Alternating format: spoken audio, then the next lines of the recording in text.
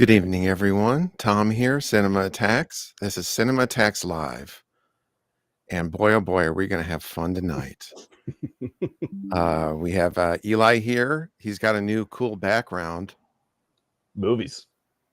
That makes sense. I have Yeah. movies behind me, but it's like a very wide angle. So it looks like I just have some of those are my 4Ks in the back, or most of them. Oh. And over here, I have Blu-rays. Oh, no, you're one of those people. I'm not saying that as a bad thing. What does that mean? No, I mean separating your hold movie on. formats. Oh, there he is. Scott is here, but it's But he's sideways. Blair Witch. It's Blair Witch night, so we're doing a handheld shaky cam. That'd be awesome. Scott's camping right now in his own house. He's lost. Yeah. If you need a map to find your way through your own house. Well, guys, Scott's house, it's like a 40 bedroom 12 bath. You know, it's huge. Yeah, it's like the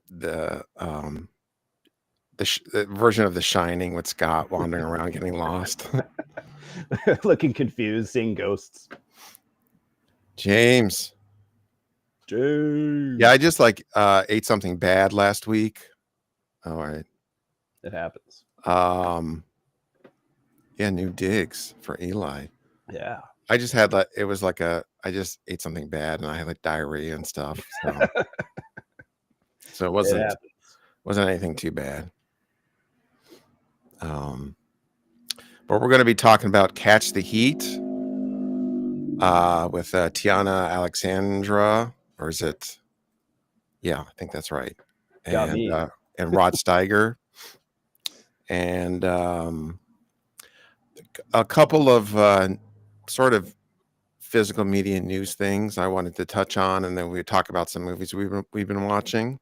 Yeah. What should we do first? What do you think, Eli? Maybe movies we've been watching. Okay. I've been watching some stuff. Quite a bit of stuff actually lately. I'd love to hear about it. Yeah. So I finally, because it'd been killing me that I hadn't seen any of it, and I finally got to watch almost all the episodes of Alien Earth on FX, Hulu or whatever. Have you seen that yet? No. Is it? It's on Hulu.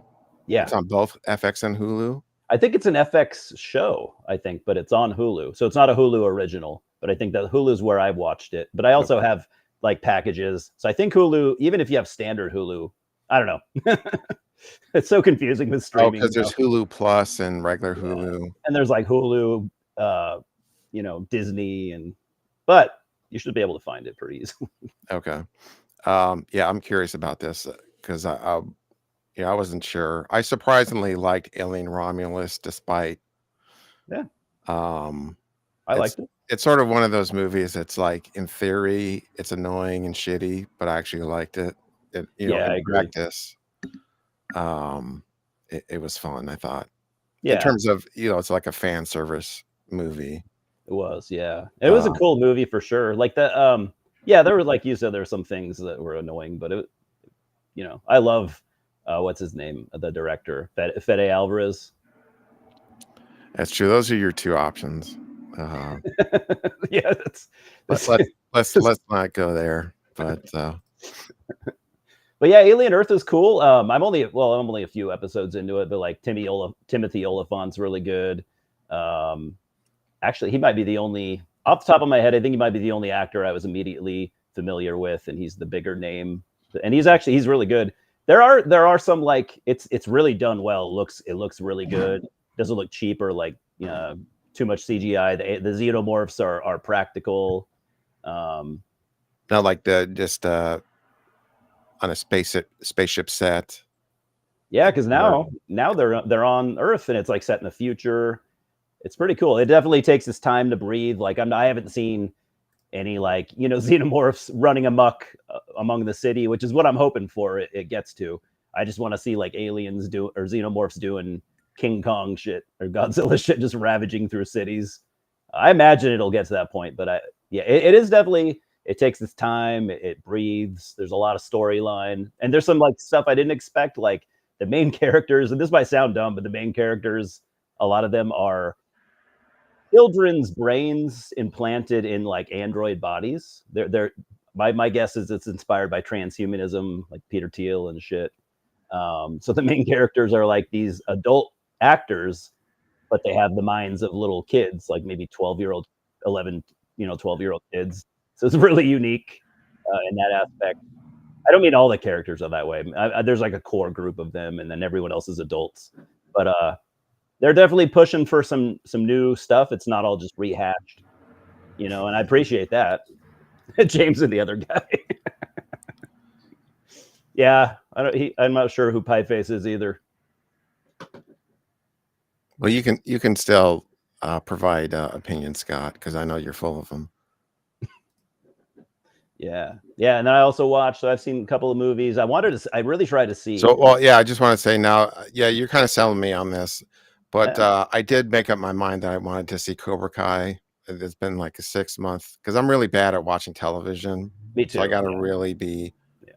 I still have the Wire DVD box set that I haven't watched. I heard it's great. Yeah, I heard the Wire's awesome. I haven't seen it either though.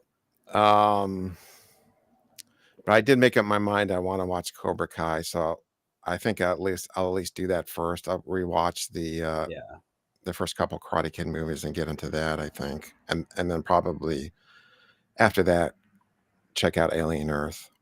I've heard Cobra Kai is worth it. I've only heard good things about it. Like I don't think I've ever heard. I'm sure there's someone out there that doesn't like it, but everyone that I know that's seen it and is a big fan of the movies absolutely loved it. So sounds like they really nailed it, for whatever that means. Okay, that's all I've heard is good things. Hey, yeah, go ahead. You said you saw some movies. Yeah, I wanted to see The Long Walk last night, but I didn't make it. I've heard that's really good. We're talking about movies we haven't seen. it was too long of a drive. Oh, was it? To get to the long walk. You have to walk to see it. You have to walk to the theater, or else they won't sell you a ticket. Complaining, it's 15-minute drive to get to the long walk, or for me like a 3-minute drive. God. No, but I saw the Thing in the theater, and that was fucking awesome. Don't know what print it was. I know you're gonna ask like what print was it or whatever. I don't know. Was it a Fathom? It wasn't Fathom. It was called Cine, CINE, which is a new thing that's been popping up in my Regal app. I don't know. I haven't looked into what it means. Cine, yeah. You mean it's the Spanish word for cinema? That's what I meant. Yeah. Okay. Not like magazine. That's what it means. It means cinema. Yeah, and it'll say like the Regal app will say Cine, and then it'll say the movie. It's got to be some series they're doing or something. Okay. Yeah, I've never seen that in the theater.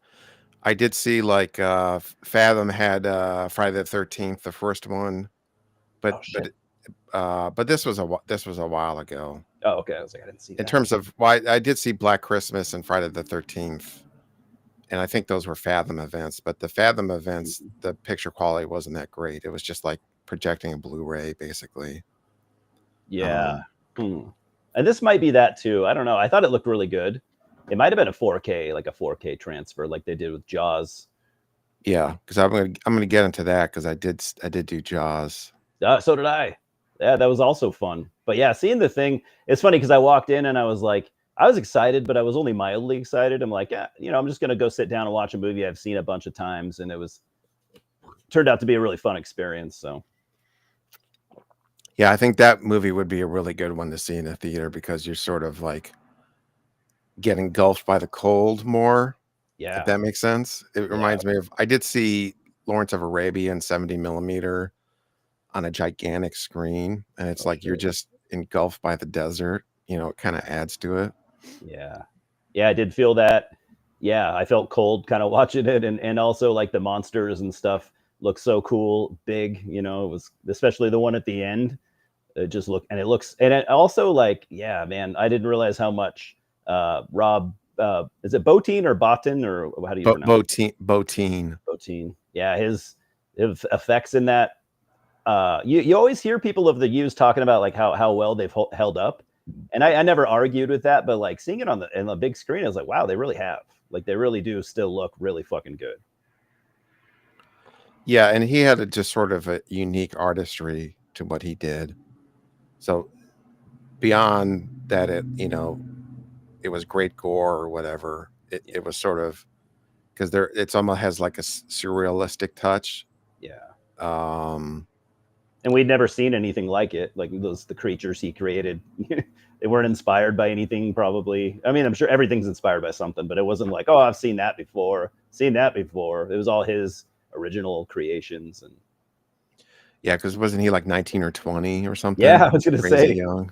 he was like, yeah, somewhere between 19 and 21, but basically a And he kid. was he was working like 20 hours a day or something and Hmm. just sleeping on the floor. Yeah, I read an article a couple of years ago saying that when he was done, when all his work was done, and they're like, "All right, we don't need you anymore," he checked himself into a hospital because he was worried that he was like malnourished and he treated his body like shit. I guess he ate really bad during that production, ate whatever he could, probably craft services and stuff, and he just felt. I guess he felt like total shit. His sleep was all fucked up, and I think he said he was afraid he was gonna die. So he checked himself into the hospital. Yeah, I've worked not that, but I worked on. I mean, the most on a movie set I ever worked was 20 and a half hours, I think. Ugh, fuck that. But I've done it like because I worked on a feature film where it was like 14 to 16 hours a day, six days out of the week, and then one day off. And even that is like pretty brutal, you know. Oh yeah. Uh, Even when it's doing something that you are really proud of and wanting to do, yeah. I mean that helps, but like still those are long hours. yeah. Um, yeah, maybe did he do drugs? I don't remember if he That's a good question. I don't know either. caffeine is a drug. I'm sure there was a lot of that. Yeah, lots of coffee. Maybe some uppers, which I wouldn't blame him. Yeah, I can't remember if that was part of it or not. Because Um, Carpenter was just always a weed guy, wasn't he? I never heard of Carpenter doing coke. He probably yeah. did. I never heard of that. I just remember, Yeah. yeah, weed. I don't remember him telling stories about that. Yeah, me either. Like you heard like what Craven did coke. Well, I mean, 70s and 80s, especially like early 80s from what I've heard. It was like everyone was doing coke. So I don't know. Or at least dabbling, everyone had at least tried it. Yeah, I mean, Peck and Paw is I guess the most notorious in terms of he would do coke on set I could see that. That'd be awesome. because there An were already intense guy. stories of like he would walk away for an hour or something because he had to get down from his coke high. Oh shit. So he would like they would wonder where the director was. He'd be just wandering around, sleeping it off or something. Yeah, he would just like walk away Yeah. and He knew he needed to not let his work suffer. I guess that's a good thing. yeah. Um yeah, and then I saw Jaws in the theater, the re-release. And it looked really good, and this wasn't the 3D. I just watched the regular Same here. version. I don't like 3D movies. Yeah. So they didn't like change, as far as I could tell, like change the movie in terms of like change the colors, or it just looks like Jaws, but Yeah. but really good quality. But there was there was this couple that were just talking loudly throughout the entire fucking thing. Oh God, are you serious? Yeah, so Oh Jesus. like um so I thought I had it on Blu-ray. I think I do. Um, I think my copy's like an earlier Blu-ray. but apparently I didn't, or I lost it. I think I lost it. So I just left after like 30 minutes. And they're like, Oh. "Well, I'll just go home and watch it on Blu-ray," but I didn't have the Blu-ray. Oh my God. What a But I shitty want day. but I thank you to evil corporations. I went on Amazon and like next day I got the 4K for pretty cheap for like 16 or 17 bucks. Oh yeah. Um, so I watched it on 4K. I believe too. I think the beginning. Did you catch the beginning where Spielberg talks for a minute? No, Oh, I okay. I just think I he just said that it was a 4K scan that we watched, if I yeah. remember. So it looks like it was it's the same restoration as this, and this Mhm. is the 4K that came out like 4 years ago. Okay. And then there's a new one that came out, which is the 50th anniversary. All that it's the same as this, except it adds a 50th anniversary documentary. Hmm. So that it was like $7 more for that version. I didn't get it because I was like, well, this already has all the other documentaries. Like I'm good with Yeah. that, you know. Yeah. Me too. But it's the same, basically the same master, I think, as the theatrical version and the two 4K versions. It's all the same master Okay. that it's derived from. Um, yeah, it's I'd like to be a hipster and say that Jaws is overrated, but I can't. It's Uh, hard. It's hard. Yeah. I've watched Jaws sporadically over the years, and I think I only become a more of a fan of it as I get older, to be honest. Because I think when I was younger, I couldn't get into that when I was a kid or a teenager. Like that was too slow for me, and now I'm like, this is perfect. This is like those kind of 70s character pieces. That's just what I live for nowadays. yeah, watching it now, to me, it's sort of like the perfect combination of like you said, 70s character piece, but an 80s blockbuster. So Yeah. it's like the sort of halfway point between those two, the 70s personal filmmaking Yeah. and then the 80s blockbuster, even though it's 75, so it's kind of early for that. Yeah, had that came out in the 80s, it would have been just as big or bigger, I think, even maybe even bigger. Yeah, but I think it would have been different. Yeah, It it still would have been has different. Yeah, that's true. like a 70s it cuz I guess it's like all of the production design and all of like the side characters, they just feel really authentic, like they just showed up with a camera Yeah, and just uh and just shot. Whereas I think if you did it in the 80s, it would feel more Hollywood in a sense. I could see that. Yeah, that's true. 70s and 80s were, yeah, were such different decades for movies. Um Yeah, it's really great. I only there's only one thing that I don't like in it, which is um it's something Robert Shaw's or he says to Richard Dreyfuss like something about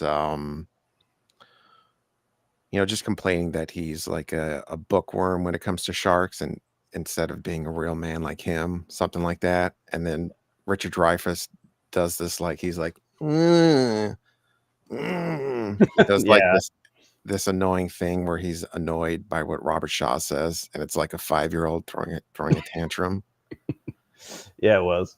And I really Spill that's just a Spielbergism that he does, where he has a character act like a 5-year-old for no reason Yeah, that I find annoying, but that's like yeah, 5 seconds of footage.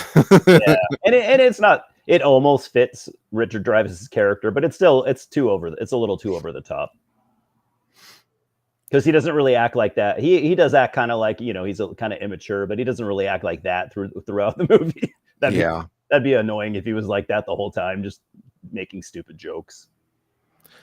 Yeah. I did see like at Universal Studios when the shark pops out of the water, that whole whatever that was. Yeah. Oh, I didn't see that. That would have been cool. What was the shark's name again? Bruce. It says Scott is here, Oh, that's weird. but there's no picture. Let him in. All right. See what happens. Maybe he's just gonna go for it without picture. Is this a sound only experiment? No. He'll be back. Excellent. He'll be back. But yeah, I had a friend that would always talk about, oh, I like Jaws, but I think the shark looks so bad. I'm like, I don't really buy that at all. I think you're on crack if Yeah, I mean, even compared to like modern shark movies, I think it looks better than any of them still. I At think least it's that still I've the seen. best Mm, because there's no way you could do a CGI shark that looks better than that. no, not yet. Someday, obviously, but we're not. We're far Yeah. from it. Well, yeah, with current technology. We've tried. We've seen it done, and it doesn't really work. Have you seen? Has anyone else? This is a question. Has anyone else done a mechanical shark movie other than Jaws, or is it all CGI after that?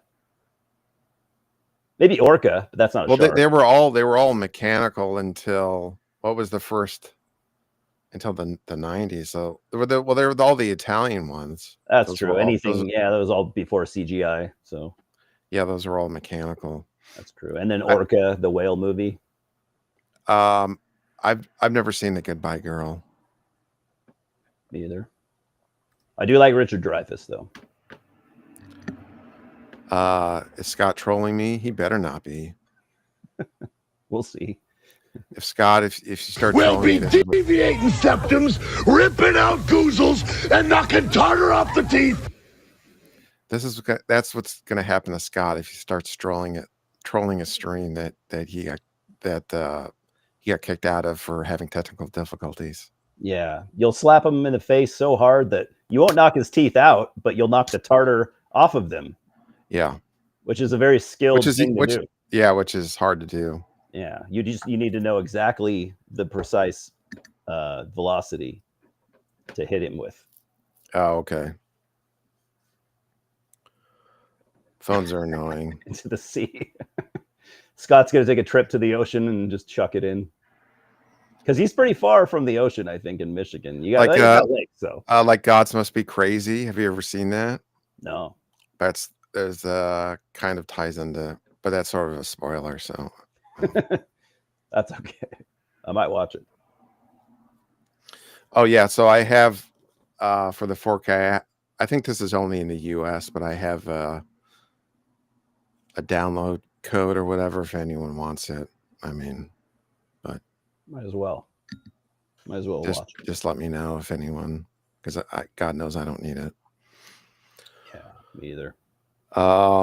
Anything else you've seen? I know there's been a few things. Yeah, I saw Caught Stealing, the Aronofsky movie. Movie. That was okay.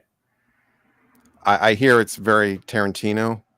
It's more like Guy Ritchie. Okay. Yeah. Who was probably inspired from Tarantino. So yeah, yeah. But I like Aronofsky.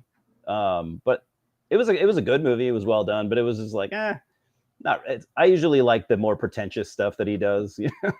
I actually like that his kind of style, and it's cool seeing him do something different and making it work. I was I might see that.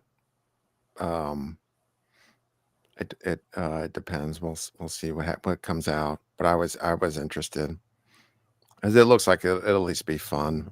Yeah, no, it's good, and it's got more depth to it too than the trailer just kind of makes it look like a super fun, and it mostly is. But like, there's more because it's Aronofsky. Of course, he has to put in some tragedy and some obstacles to overcome and stuff. But it works. Austin Butler is really good in it, and he's kind of seems like that dude is kind of coming into his own as an actor, and he's good. Yeah, I saw the biker movie that he was in, so I just really know him from that. I didn't see that. Bike Riders, which I didn't think was that great, but it was sort of interesting in that it's really an authentic biker movie where it follows this biker gang that he's in with what's his name? Tom Hardy. So I think in terms of like, it was really cool capturing that sort of the actual lifestyle. And then at some point drugs like take over. So it's sort of like The Godfather, where you have these criminals with a code, but then drugs come in. Oh yeah, kind of fucks people's moral codes up a little bit. Yeah. I wanted to see that actually. I just didn't get around to it. Yeah, I mean, I thought it was okay. Yeah, but that to me was the most interesting part, in that it actually realistically captures like biker gangs of the 60s, late 50s. That is cool. Yeah, I've heard the same thing pretty much from a lot of people. It was like kind of wasn't as good as a lot of people expected overall. Yeah. Oh, the James, I remember that Ted DiBiase promo. That was pretty funny. There's plenty of racist Oh yeah, WWE promos that you could go to. oh yeah. The where they birth Keem the African Dream in the alleyway. Where he's one man gang and he turns into Keem the African Dream. That's a good one. Yeah, that's classic.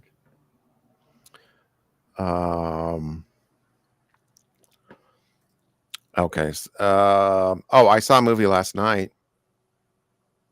What's that? I saw the new Spike Lee movie. Oh yeah, Highest to Lowest. yeah. I've heard of it. Denzel, right? Denzel Yeah. and Jeffrey Wright. I always want to say Love Jeffrey Jeffrey Wright. Rush.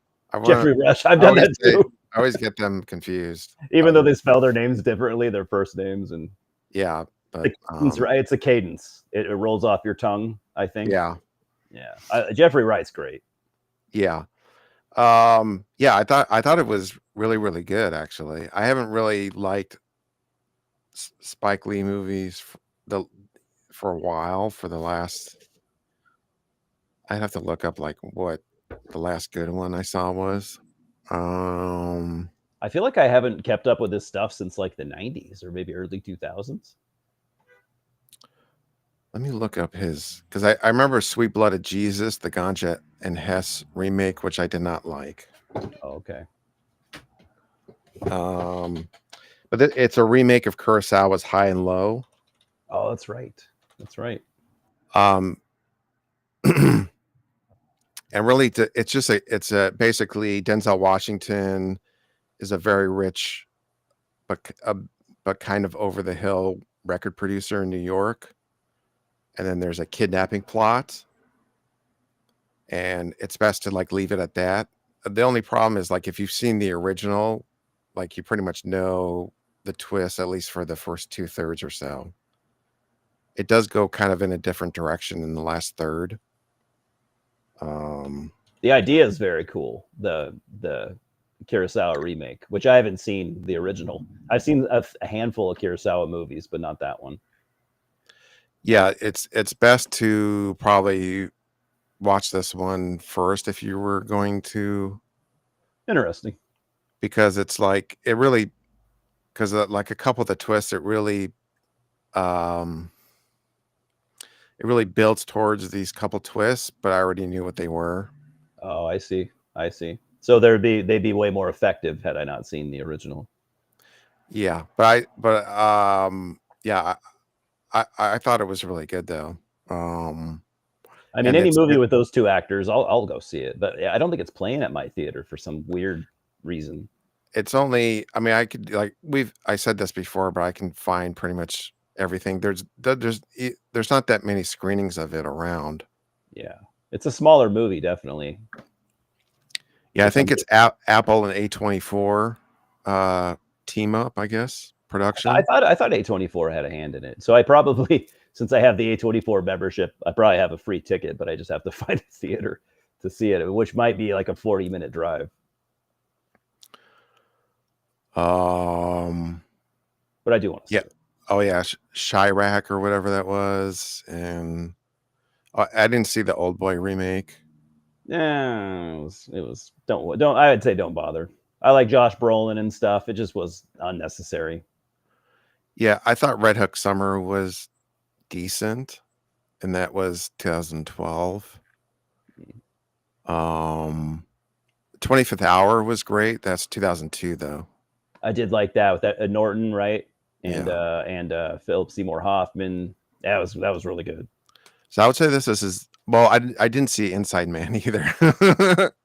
Inside Man, which people really like a lot. Yeah, Denzel in that too, right? Yeah, and Jodie Foster. But this is my favorite Spike movie since the 25th Hour that I've seen. Yeah, I forgot about 25th Hour. Oh, I didn't see Black Klansman either. I didn't either. Well, maybe that's why it's the best because I never watched. Yeah, I've just seen those like and She Hate Me.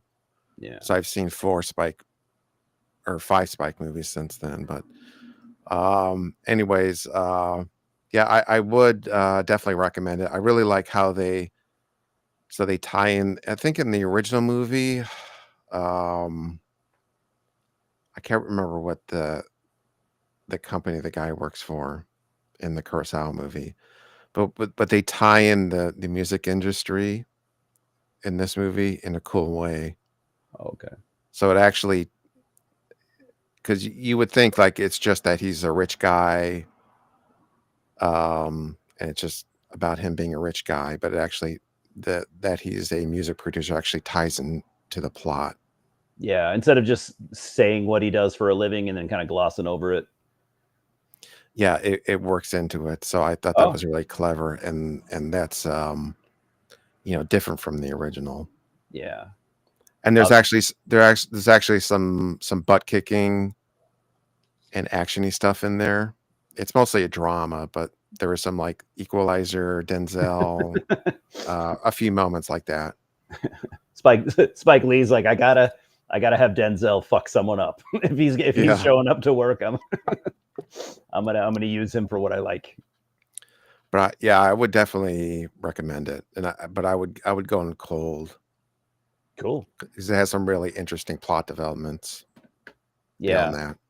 I might have to stream that, or I mean, I definitely want to see it, but yeah, I might have to wait for it to stream, which is not hard to do nowadays. Wait a couple of minutes and it'll come to streaming. Yeah, and ASAP Rocky is in it. I don't know. I don't know. I'm a '90s hip hop guy.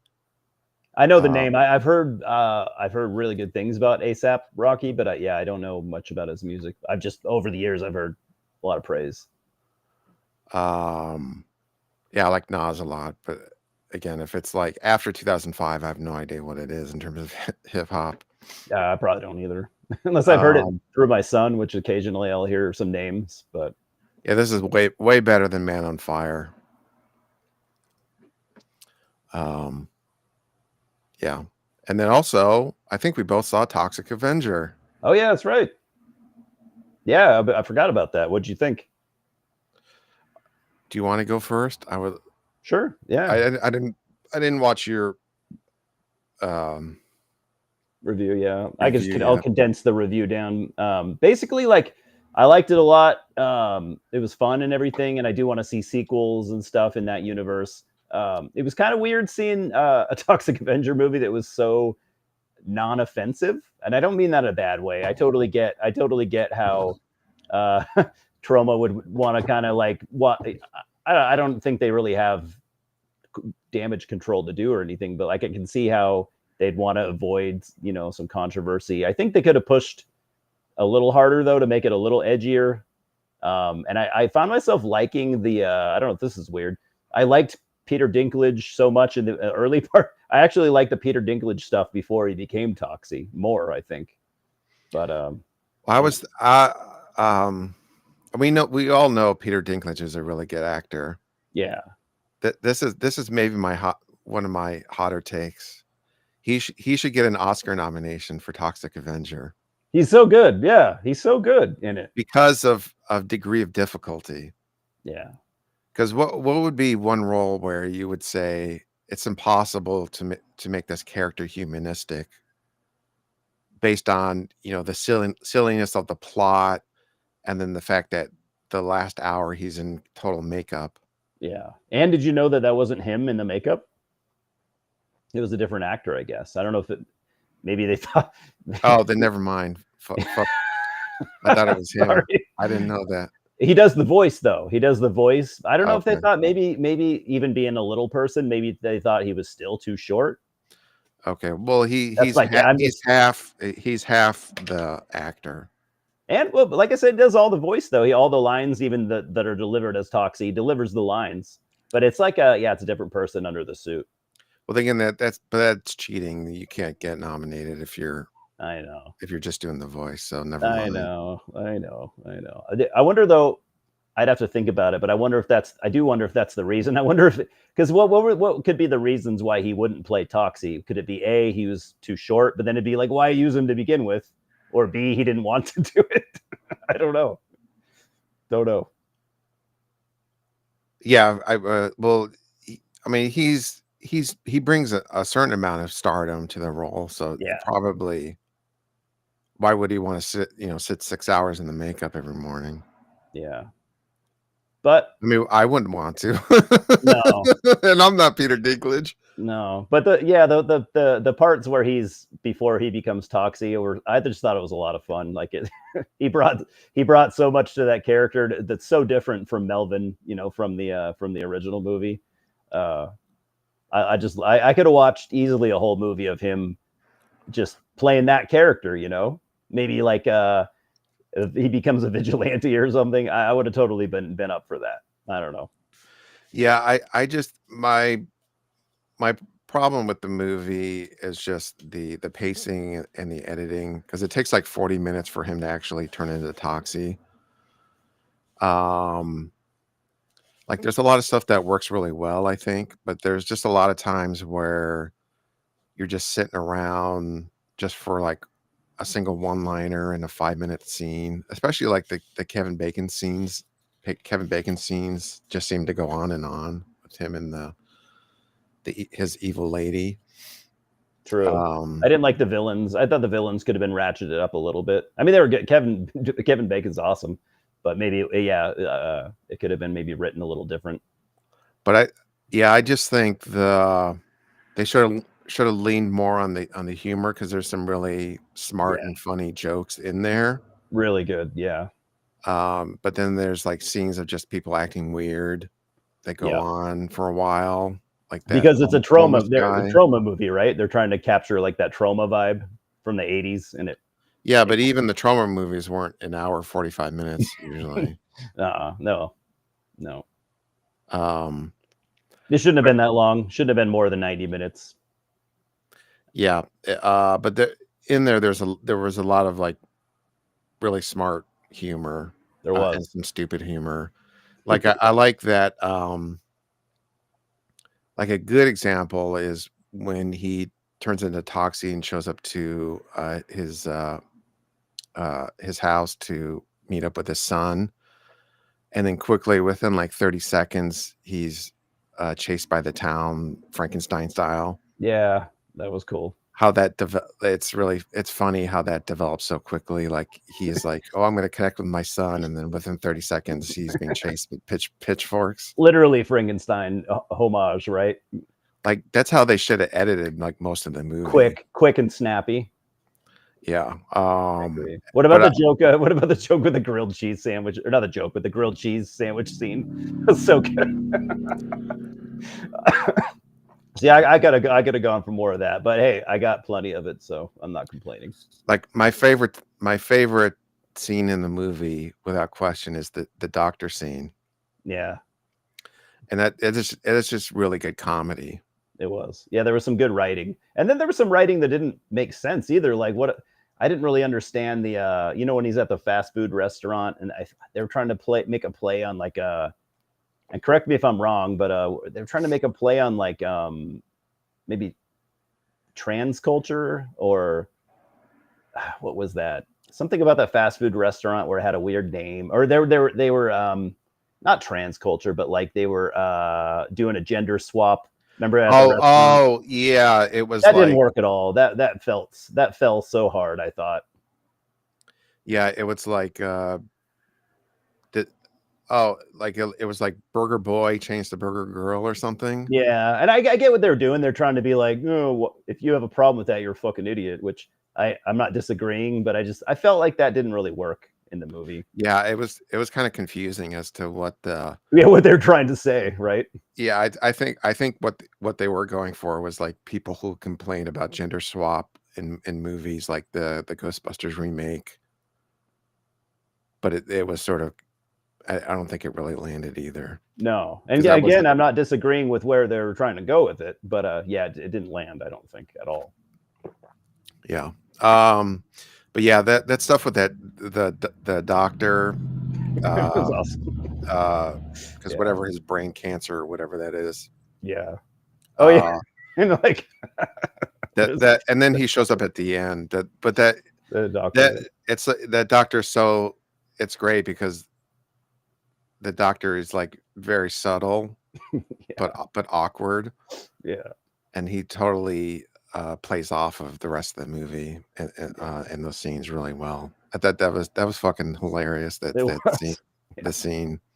You know where I think they got that though? The doctor. I think they took that from The Simpsons. Do you remember Dr. what was it, Hubert or whatever? The black doctor in the early Simpsons seasons. He would do the same thing. He would like go to deliver some devastating news to someone, and then he'd be like, "But there's a medication for it," at the end. Oh, maybe. But that could be something for that was 30, 40 years ago, but not 40, but yeah, maybe not. But it doesn't. Not that it matters. It was really well. Yeah, like you said, so fucking funny. I was dying during that part. And then they had the at that new metal show, they had the metal guy in the crowd. That guy was cool. Yeah, which is like I recognize myself in that character. Totally, absolutely. Yeah, yeah. Me too. That part was kind of cool. The new metal singer who's also like part of the gang, and that was pretty funny. That felt very Trauma to me. That seems like something they would have done. Yeah, I did like they did somewhat capture the sort of Trauma aesthetic of like just a bunch of random weird shit. Yeah, thrown together where it becomes something new. Yeah, that's the best way I can describe. Or like Class of Nukem High, Yeah. Lloyd Kaufman said that Macon Blair wrote all that, and he didn't have any part in it. And he said I was fine with it. He's like I know Macon Blair. He's a huge Trauma fan, I guess, and he's like I just let him let him run with it. So it makes sense.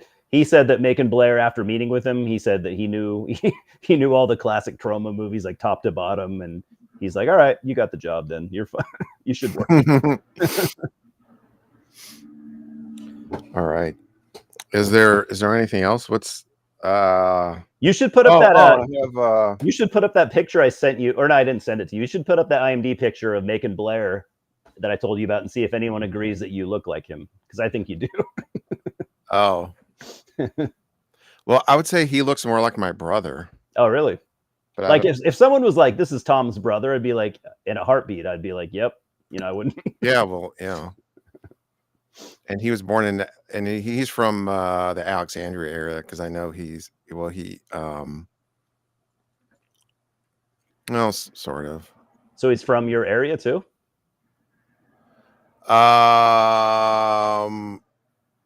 Well, I used to live in Northern Virginia, so however you want to phrase that. Oh, okay. Gotcha. So I think like I know a guy who worked on a Green Room, and then Macon Blair worked with Jeremy Saulnier, who did Green Room. Yeah. So there's some kind of connections, I guess. Was he a writer on Green Room? Macon? He did something on it. I'm not sure. I can look it up. I really like Green Room. That's a fantastic movie, I thought. Because he's in it. I can't remember who he plays. I don't think I knew who he was when I saw the Green Room, but he might just be in it. I don't know but could be one of the villains, one of the many. Let me try this. Share screen here. Yeah. There you go. So clean shaven, but not that you couldn't achieve that with a razor. Yeah, I think. Well, on Halloween, I dressed up as Mike Stacklasa. Yeah, I remember that. I can do. I'll be Macon Blair for Halloween. So if you wanted to go even more obscure, where no one would know who you were, who are you? Yes. So it's it's a joke for 3 people online. Yeah. Which is what everyone would ask me. Oh, you're not dressed up as anyone? Like, no, I'm dressed up as Mike Stacklasa. And they're like, who's that? Well, you had the shirt, but not everyone knows what the fuck that means. Well, that's the joke, that it's a low effort Halloween costume. Well, yeah, I'll admit though, Oh, he's one of the Nazis. okay, that was gonna be my guess. I'll admit though, when I first saw your channel, you instantly actually kind of reminded me of Mike. I don't know if I ever told you that, but Oh yeah, but I watch him. He reminds me of myself. okay, not so much. Yeah, not so much looks wise, but yeah, personality and everything else. You know, you guys are Yeah, pretty. the I voice. yeah, I instantly when I saw your channel, I was like, yeah, this is Mike. All right, I have one more movie I wanted to mention, but I'm gonna run to the restroom. Is Cool. there any other recent watches you wanted to mention? You can tell James about. Yeah.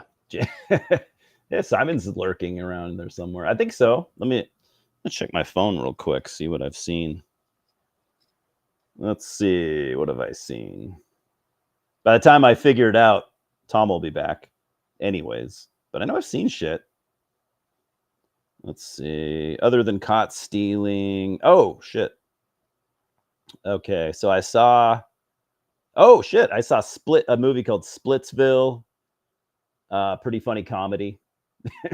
came out via Neon. So James, if you're watching, if you want a good comedy, or Simon, for that matter, or Scott, I don't know.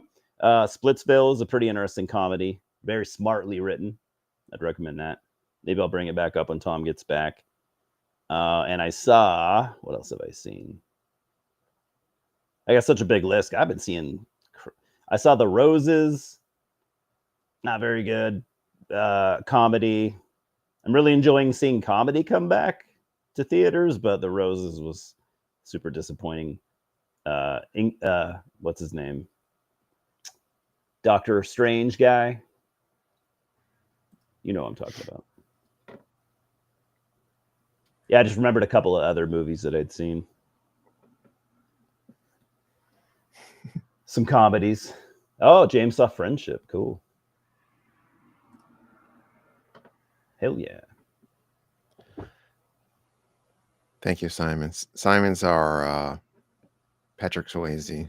Yeah. Ripping throats out. Oh. Oh shit. Yeah, I got Blood Fist 4. You remember I mentioned this? Oh yeah, that's right. On VHS. This is Kat Sassoon. So she didn't do much, but she's one of the villains in this. This is Don the Dragon Wilson and what's his face? Gary. Don Dragon Wilson is awesome. I love that guy. Is it Gary Daniels, right? The Australian guy. Let me.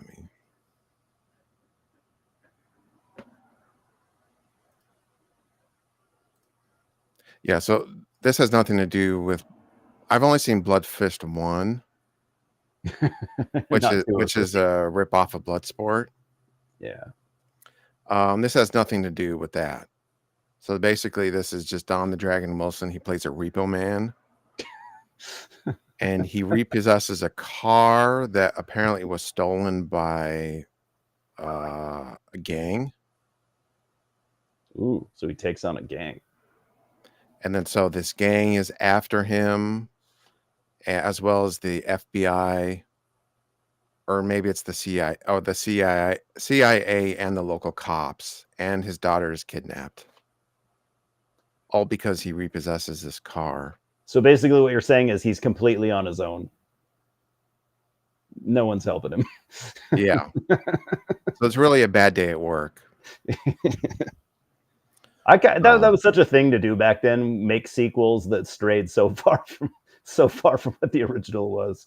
Well, it's not even straying far. It has nothing at all to do. Yeah.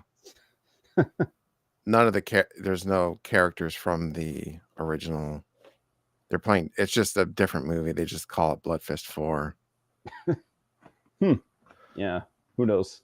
But actually, I thought it was good. It's sort of, if you've seen, it has sort of the 90s style. Some of that. If you've seen like Glimmer Man, the Steven Seagal movie. Yeah. And what's his name? Wayans, right? Yeah. In the 90s when they started like incorporating like music video, um, cinematography, and like Hong Kong action, slow-mo, and bullet time, or John Woo type stuff. Yeah, John Woo stuff. Yeah. There's a little bit of that in there, so it does have the sort of it's from 94, I think. Oh, okay. But Kat Sassoon is, I think, is a lot better than this. She because she basically has 3 scenes. She has a fight scene in the first act and then in the third act.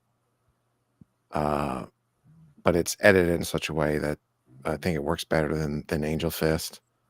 And she's just basically like the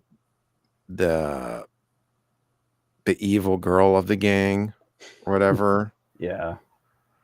The The token girl, yeah, the token chick that's always in one of those gangs in the 90s or 80s. But yeah, this was good, I thought. Now you got to watch 2 and 3. Well, you just spoiled it, Scott, so why bother? Yeah, we already know. No, I think I do need to watch 2 and 3. Yeah. I would. But that should be called like I don't know, karate repo karate man. Yeah. Or something. They should have just started new and gave it a different name, but that's fine. So just imagine a karate version of Repo Man, and he's being chased by, I guess, the CIA, because there's also a thing with like nuclear missile triggers or something that he accidentally grabs on top of the car, or I don't know. Hey, maybe they thought they were gonna do a Blood Fist like anthology series where they were gonna keep making movies with just different stories and stuff. Could have been a thought, maybe. Yeah. But they didn't get very far. I think they just make the movie and then they're like, fuck it, let's just call it a Blood Fist movie. Yeah, like what name can we give this? What property can we attach it to? Maybe they're like trying to sell it. Like they only make it a Blood Fist movie like after the fact, when they realize like Repo Karate Man, they're like, nobody's gonna rent this. You're probably right. Yeah, they couldn't have planned it that way. I don't know. Who knows? They did weird shit back then. Yeah. Shit that didn't often make sense. Okay. I wanted to show you a couple of news things I saw that I just wanted a reaction to. Cool. Have you heard about Imprint in Australia? They're releasing a box set of Halloween on 4K, the first 5 films. I don't think so. Imprint is really awesome though. But it's inside a plastic jack-o'-lantern. Interesting. It goes inside of that thing? Yeah. Okay. So it's 5 steel books stuck in the ass of the jack-o'-lantern. Do I need this? Well, I think I've heard it's around $370 US. Okay, no, I don't. all in. No, I don't. But I just thought this was funny because they in their advertisement they said strictly limited to 1,000 copies, one pressing only. Don't try to buy more than one of these for $375. But then what they did is they released another 1,000. Oh, what? And then in their updated literature, they said, now we really mean it. It's really strictly limited to 2,000. What? I don't know. I can't believe that many people wanted one. I mean, I like it, but I wouldn't pay that much for it. I guess it's 5 movies, right? The first 5. Mm-hmm. So you figure I mean, first of all, steelbooks are so overpriced. I have a few of them, but like, let's say they're $40 each. They might even, I've seen steelbooks go for 50 even for brand new movies, but that's at most, you're paying over $100 for the pumpkin, I think.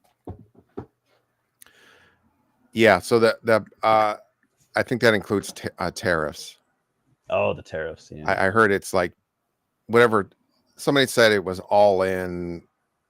Tax, tariff, shipping was $370. So I don't know. Yeah, you got to figure. Is it shipping from Australia, or how does Yeah. imprint? Okay, Yeah. so you got to figure that shipping is really expensive. That shipping is at least probably 50. But I think it's like 320 plus whatever the extra fees are. Yeah, I don't know.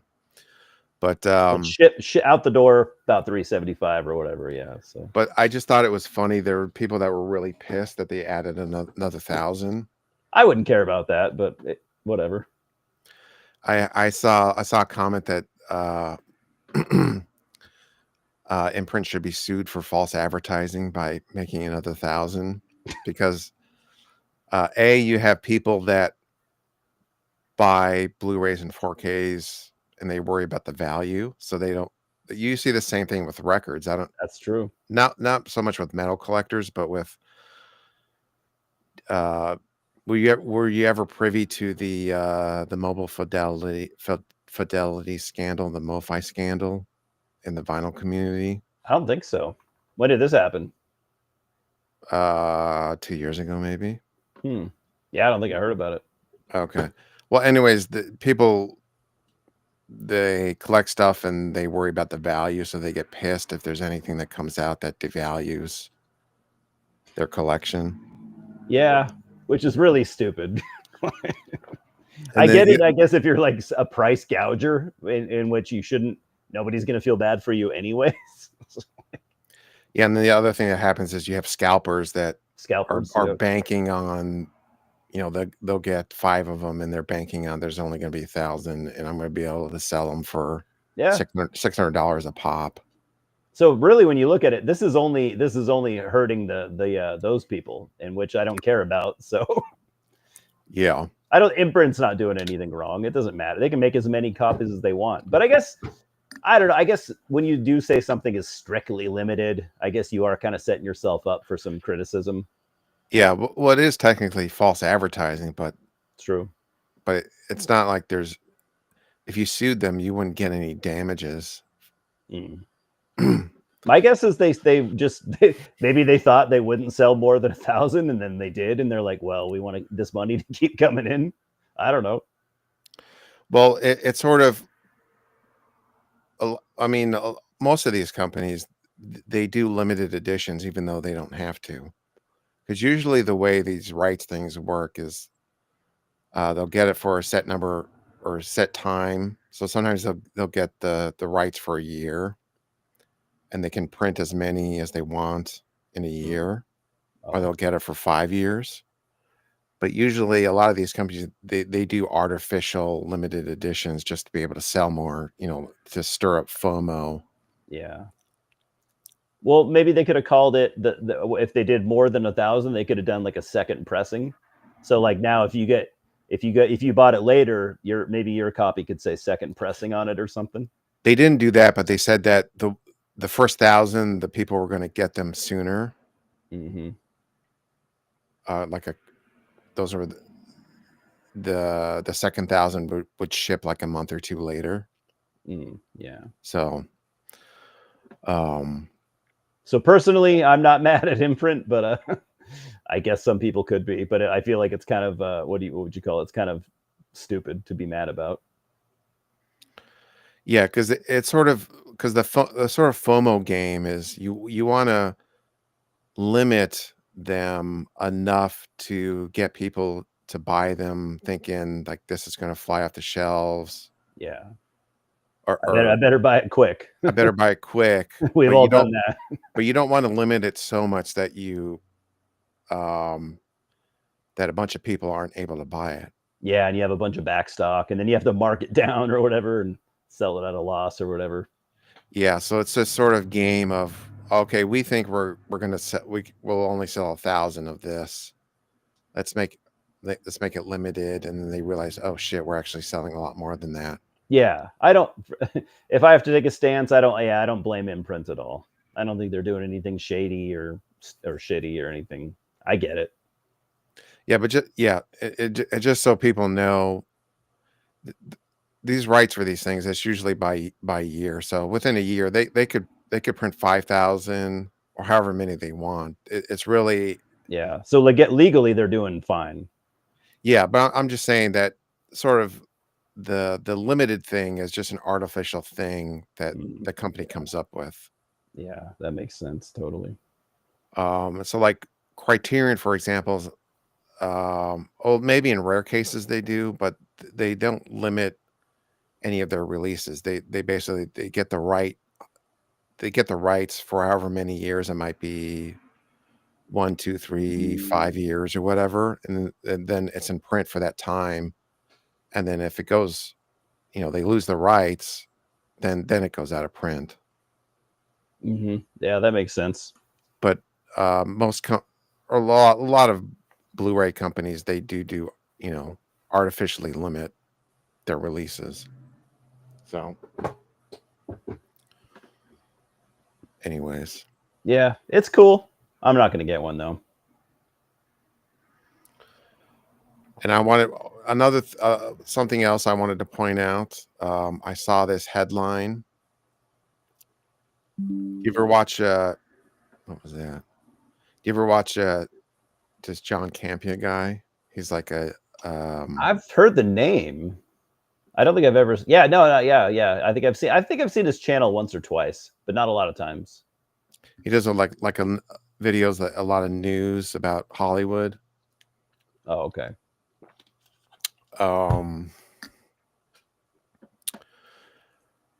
Okay, so if you saw this, Walmart selling VHS players. Oh, I didn't know that. And then you go to the next screen. What does the shift to old media mean? So what would be your assumption? Also, we call them VCRs. Yeah, they're VCRs. You fucking dumbass. Shift to old media mean to me it's just younger people nowadays are discovering old technology and they like the nostalgia. And well, in terms of so at first glance you would think, okay, Walmart is taking why would Walmart do it, right? taking advantage of what you said and selling new VCRs in the store.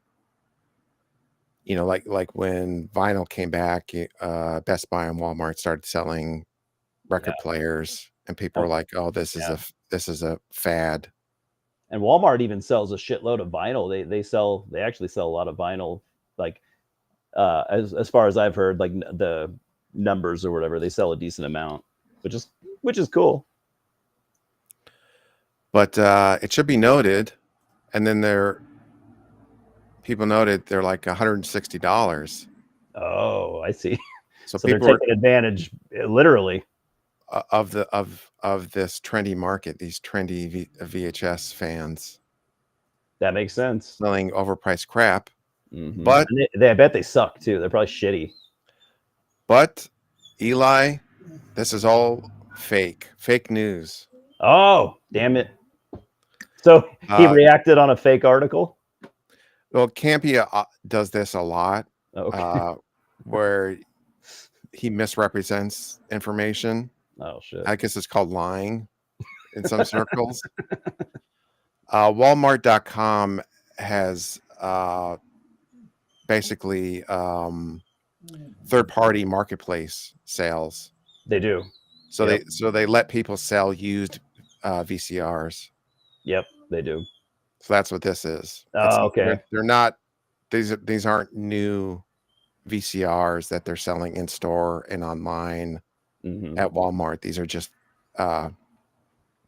third-party marketplace sellers.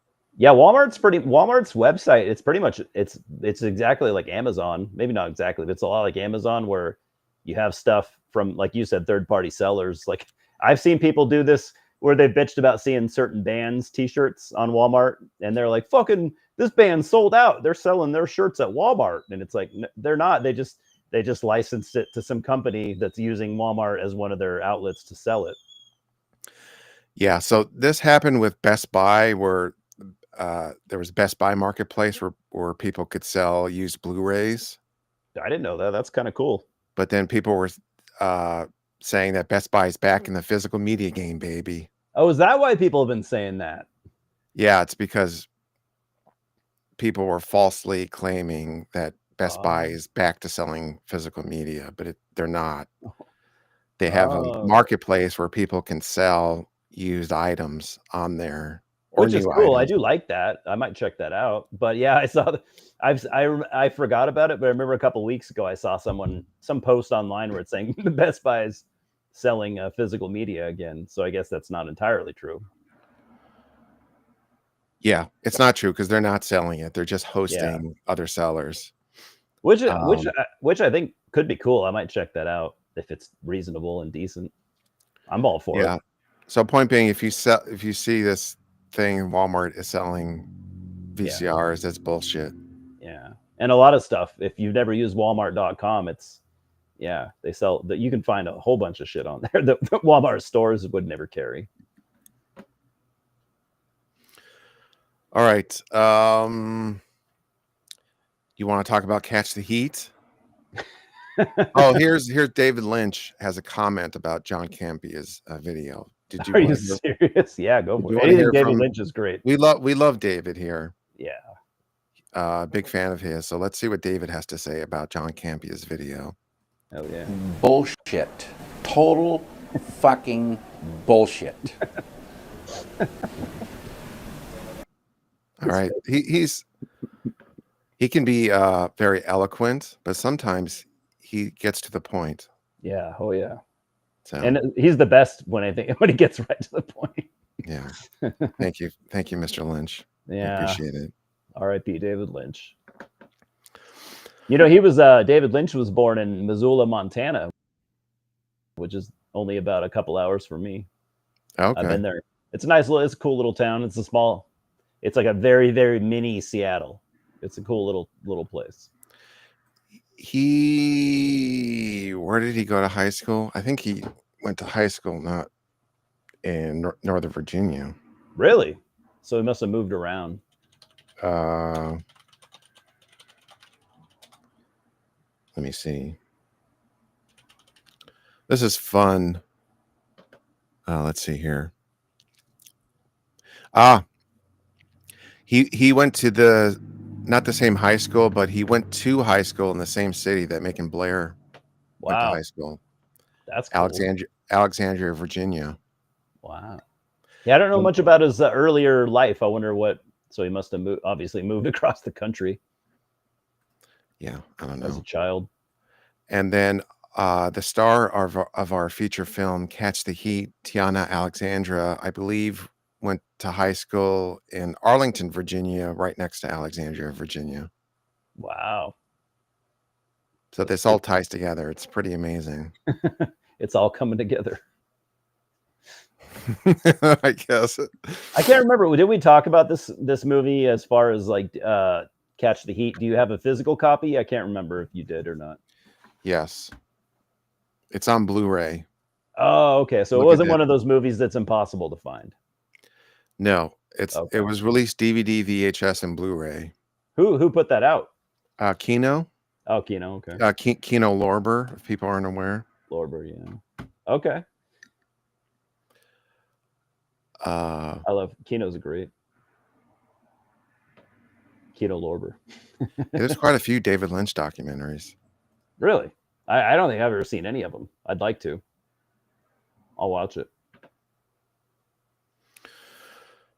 All right. I'll be right back, by the way. Keep talking. I'll be like 5 seconds, maybe 10. Okay. All right. Catch the Heat from 1987.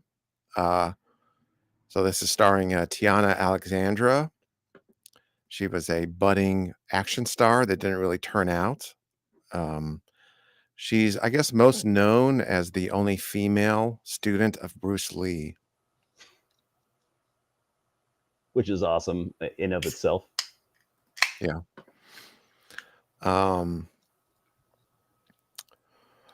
And she is multi-talented. Obviously, if you've seen the movie. Is she though? It's a showcase of her talent. It is. Many talents. But apart from the talents you see in Catch the Heat, she directed 2 feature-length documentaries. She was a producer on Dangerous Method, the David Cronenberg movie. I never saw that. She had a small role in Sam Peckinpah's Killer Elite, Okay. Classic. which is like a CIA action movie. It's awesome. And then she was also a singer. Her stage name was Tiana Banana. That's the best name she could come up with. I have a clip from one of her music videos, Oh no. or her only music video. Let me see I can only here. imagine. Her only music video. This is already done.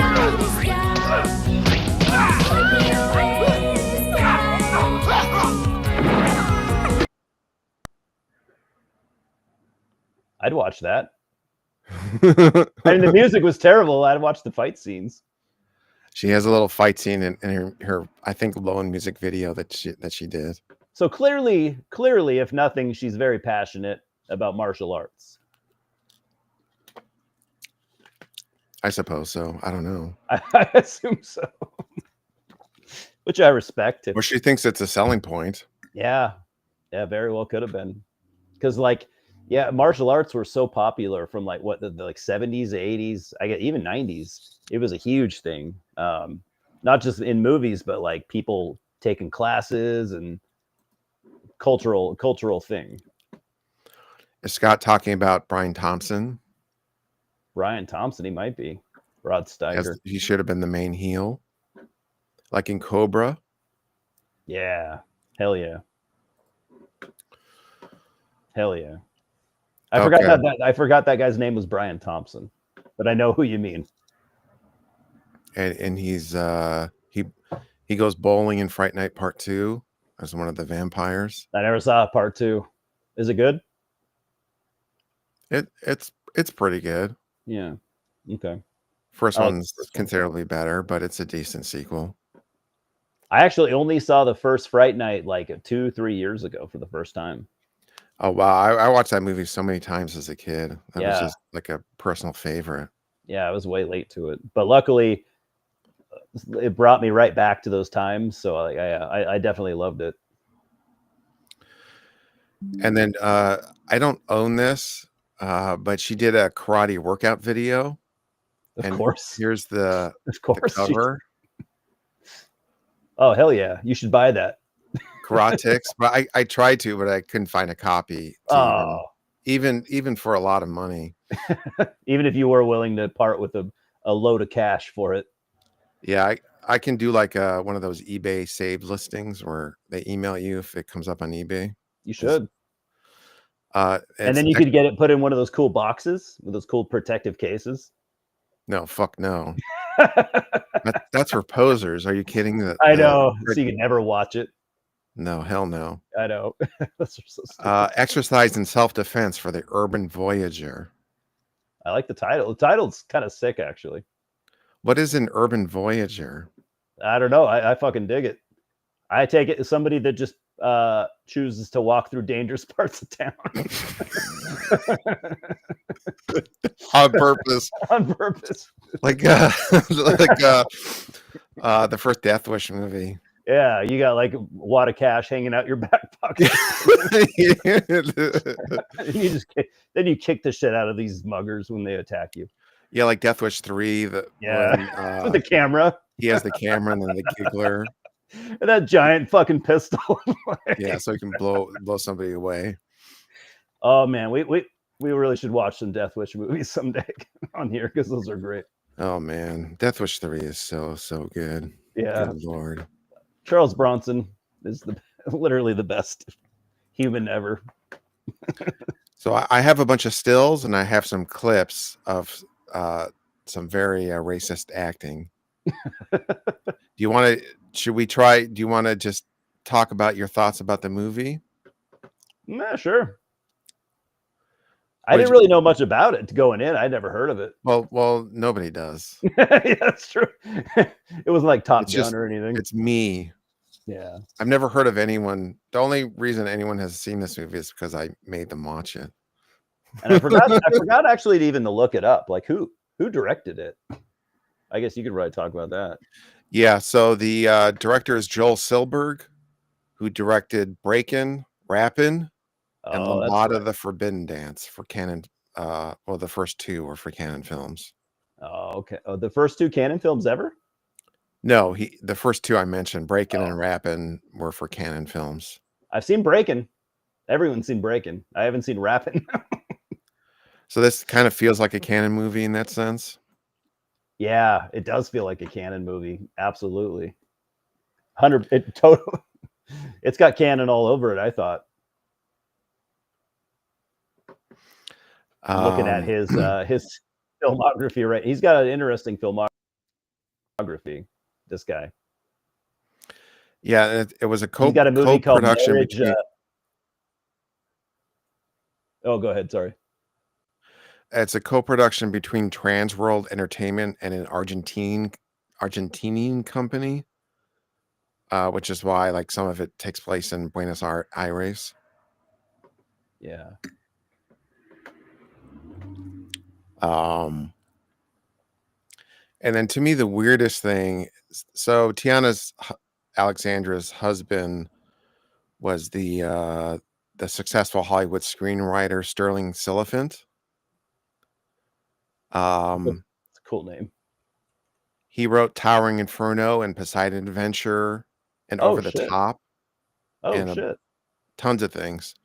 Oh. But he won an Oscar for writing In the Heat of the Night, and which won Best Picture that year. Yeah. And Wow. the Best Actor that year, maybe 1967, whatever year it was. Best Actor that year went to Rod Steiger for In the Heat of the Night. Yeah. So this Back when Rod movie, Steiger was a big deal, you know? is the reunion between Sterling Silliphant and Rod Steiger, Okay. having previously swept the Oscars, and they reunite for Catch the Heat. Can you imagine? No. This would be like lowest tier canon action movie, basically. It would be. Yeah. And Rod Steiger was at one point was a huge name.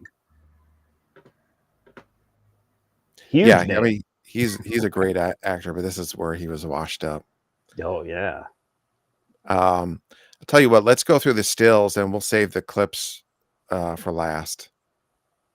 So it's a bit offensive, some of this footage we're gonna watch. So we'll save that for last when the kids are asleep. As they say. Par for the course for 1987 low budget movie. Let's let this up. So this is Tiana, and this is my favorite outfit that she wears in the movie. It's sort of like she's like imagine like a cafeteria scene in Grease 2, and she's like the bad Asian girl sitting in the back. Yeah, totally. I'm all about it. And she's doing a drug deal with Brian Thompson, aforementioned from Cobra, Fright Night Part 2, many other roles. X-Files. Usually plays a bad guy. I've only seen him play a bad guy. Yeah, he's got that face for it. Yeah. He has a bad guy looking face. And there's a lot of like bad filmmaking things I can point out, but I like to ask you, they're in the woods at night. Where's this light coming from that's hitting her hair? I guess that's supposed to be the moon. That's the only thing you could think of, or like the reflection of like the pickup truck lights or something. Oh, we will get some titties, and I'll or at least one. We'll give one. We have one titty.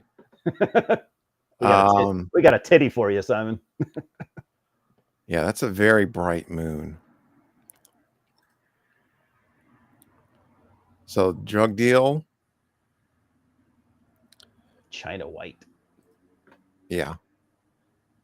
Scorpions have a song called China White. Oh yeah. And this is a question for Scott. The Scorpions China White, that was the entrance theme for a wrestler.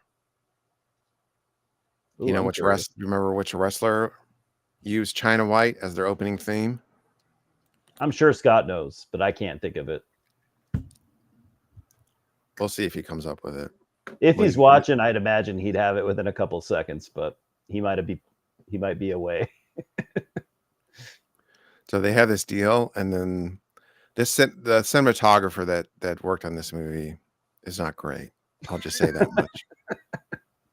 A cinematographer for hire situation. So Brian Thompson, being that he's a bad guy, he decides not only is he dealing whatever heroin or whatever that is, or is it coke? China White, I think, is heroin, Okay, I don't know. if I remember correctly. It's one of those names What do you- you'd hear on TV all the It's time. been a while since you injected China White Yeah. into your cock. Yeah, it's been a good while. But he decides he's going to sexually assault this woman out of the blue. Yep. Well, no, first he does a proposition. He's gonna buy her sexual time. In his defense, he did try to do it the right way. And I love that her acting in this, like this is her considering this offer. She looks like a bored teenager or something. This, I don't know if that's why this made me laugh, but yeah. So it's Sid Vicious. His original theme was China White. Oh, Sid Vicious. Oh shit. And then when he was with Skyscrapers with Dangerous Danny Spivey, they used China White. R.I.P. Sid Vicious. But then I think, obviously WCW changed their theme songs that they didn't have legal right to use. So they changed it to something else. Okay. I do like Sid Vicious. One of my favorites. Psycho Sid. Ass on the grass, baby. I'm gonna mow your lawn. He's a sweet talker. But I love so you notice like they're far away from each other. So Yeah, what are they like fucking across the woods? Yeah, he has to they have to throw the drugs and money at each other because they're far away, and then it cuts to the other angle. Because you don't trust each other. And they're right next to each other. All of a sudden. This is some quality coverage, as they say. Yeah. And this is the first scene in the movie, and they're already fucking up. Yeah. It's literally the first 4 minutes of the movie. And she laughs. He says, "It was funny. I'd laugh too." Mow your lawn. That's a fair reaction, especially from can you imagine saying that to a woman? And this is how Scott talks. He's got a heart on, and he says, "I'll turn this dumb bastard on it while he's huffing and puffing." He calls his cock a dumb bastard. Yeah, that's new. So clearly, this Brian Thompson is a whatchamacallit, a bad person, a low character individual is what I would say. He's not great. He's not a great man of ethics. Now she escapes, and he immediately tries to shoot her. Yeah, she's gonna turn him in. You can't let her get away. But it turns out this is a sting operation. She's an undercover cop From the start. Your dog meat fuckhead. So I ask you, if you're doing an undercover drug deal, and the guy pulls out his gun to sexually assault the cop, wouldn't you move at that point? Yeah, I would. Personally. Oh, April Fool, motherfucker. Yeah, I was gonna say Scott gets a pass on this because he did know the song, but he. To be fair, I've never heard Scott mention the Scorpions to me personally, so he probably just didn't know the song. But he knew the song, so he still gets the points. yeah, and I think they might have changed it to a knockoff of that song, like they did with the Road Warriors, because Like you said, yeah, rights. Because they used Iron Man, and then they did the Iron Man knockoff, where it's called "We Are Iron Men," and then it's like they just change one note of the riff. Oh God. Okay, so they're clearly not standing next to each other, Nope. They never were, except for one part. and he says "F you." She kicks him right in the face. Which is totally legal to do. But Once someone's been arrested, you can assault them. It's okay. But she was standing over here. she's got good reach with that boot. Yeah, so she's 6'7" apparently. Federal agents do not kick people in the head, but this is the 80s. Yeah, she's probably about like 5'6". She's got to be shorter than that, I think. Yeah, she looks tiny. 5'3". I was give her a couple of extra bonus inches.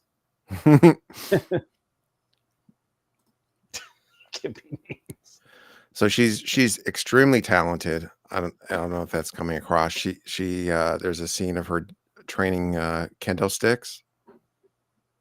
Because she can do it all. Yeah. She's a master of the martial arts, all of them. And then our her partner and cop David Dukes is constantly hitting on her, so that's the sort of comedic banter throughout the movie. And I thought he was a weird choice for this role too, but whatever. Yeah, I would say like he at least tries, and he's probably the only he's decent actor in the movie. Yeah. But I feel like they should have gotten someone a little younger though. Yeah. No, he's probably, like you said, he's probably the best actor. His hairpiece. Okay, so and then this is the big plot dump. But Rod Steiger is the villain. His name in this movie is Jason Hannibal, which is cool. A cool name. I think they just should have called him Hannibal. Well, no, they couldn't say Hannibal. That would be too much. Yeah. That the man is evil when his name is Jason Hannibal. Yeah, like they chose that for a reason. Yeah. So he's a talent agent / head of a drug operation, illegal drug operation. That's sort of an odd combination. What did you think of that? A nod to what? I thought it was an odd. Oh, odd. I think that he's a combination talent agent / Yeah, I didn't really understand that at all. Has there ever been someone that has done those two jobs together? And he's formerly a talent agent from the Far East, so this is going to come into the. And also, again, there's a lot of, and really weird thing is like this movie is written by Tiana, Alexandra's husband. Was it really? Yeah, so that's Sterling. I said that Sterling Sullivan is. That's right. Well, I thought I said that, but you did. Yeah. I forgot they were married already. Yeah. So and this is basically the entire movie is just a vehicle for her to try to sell her how talented she is, and it is like one of the most racist movies against Asians I've ever seen. And you have a scene where it was clearly written by like a white dude who just has an Asian fetish. But yeah, it feels like it's written by someone who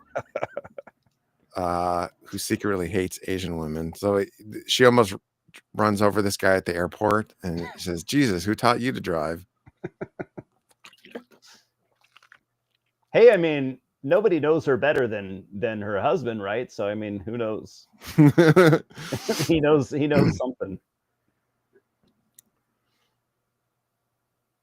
Maybe it's just honest. That, or he's like, I'm gonna put a bunch of Asian jokes in here for fun, like. So she busts this. There's another drug deal that she busts, and I love that she's undercover, and she just pulls out an Uzi. And she's a federal agent. That's what FBI uses. They use Uzis. Like you just hide an Uzi. I just thought that was funny. Yeah. Yeah, Simon apparently couldn't see this in the UK. Yes, yeah, it's so weird how like different countries like streaming is so different from it varies from like region to region.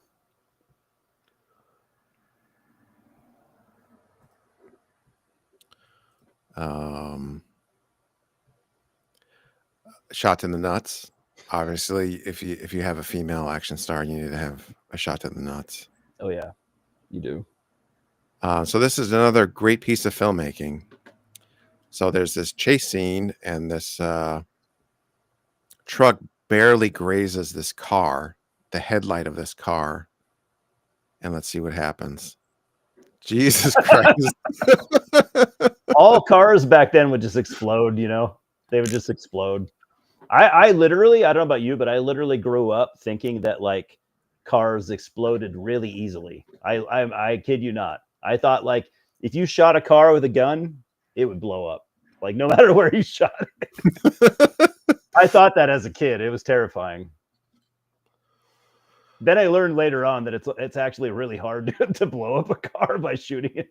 Or like cars don't just explode, basically. It's not that easy to get a car to explode. Yeah, if you just graze, or that's if you just graze a headlight, it's not going to make a car explode. I don't know a lot about cars, but no, me either. Unless it's a Ford Pinto, remember those? Yeah, maybe then. But that was the exception. Yeah, I just said it was. Yeah, it's just on American Tubi. I don't know about the rest of the world, so but I have it on DVD and Blu-ray. There is an interesting version on YouTube where it's I'm pretty sure it's Polish, and it's the whole movie, but there's like a Polish guy doing his own dub. He's like he did just a dub over it where he delivers all the dialogue himself. Oh wow, it's actually impressive. So I love this stunt where she's gonna on her motorbike, she's gonna bounce off the car and onto the truck. Because that's possible. And I love, so normally when you do that in action movies, like they land really cool, like perfectly, and but they do it realistically, where she just eats shit when she gets on top of the truck. I thought that was great. I appreciated it. And she grabs onto or her stunt double does. I love like so this guy in the passenger seat with the machine gun. She knocks him out, and then for the rest of the scene, he's just unconscious, dangling out of the vehicle. That would have been a fun job. They're like, all right, the rest of your job is just to pretend you're asleep. Yeah. Okay, I can do that. And she gets knocked in the river, and we got oh, there's the titty. You need some titty, obviously. If it's a show how talented she is. And my guess is that was the most nudity she was willing to do. Well, I'm going to discuss that in a moment. Oh, okay. I'll get into that. So the plot is basically she's going to go undercover as a Chinese dragon lady because Jason Hannibal was a talent agent formerly of the Far East. So she's going to basically get to know Jason Hannibal and his drug operation by going undercover as a dragon lady, very talented dragon lady. Yeah. Only the best can infiltrate this unit, this organization. And this is for and also you need to have a scene where her tits are proclaimed to be too big. You're going to have to be flat chested. So he tells her you have to be flat chested. So he says your giant tits that aren't even that big are too big. So you need to tone them down. Tone down the headlights. Can you make your tits look smaller, please? I don't know if that's a thing women can do, but I guess she figured it out.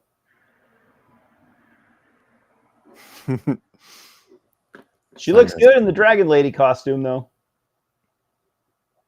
Yeah, A-team. And the scene where she's visiting Buenos Aires, it has like this experimental editing. Did you notice that? What? I don't know if I did. Okay. Oh, here. There it is. So this is I took stills from the DVD. No, that's all you get, Simon. Click, click. So this is so the DVD is open matte, 1.33 to 1 aspect ratio. So which is the wrong aspect ratio.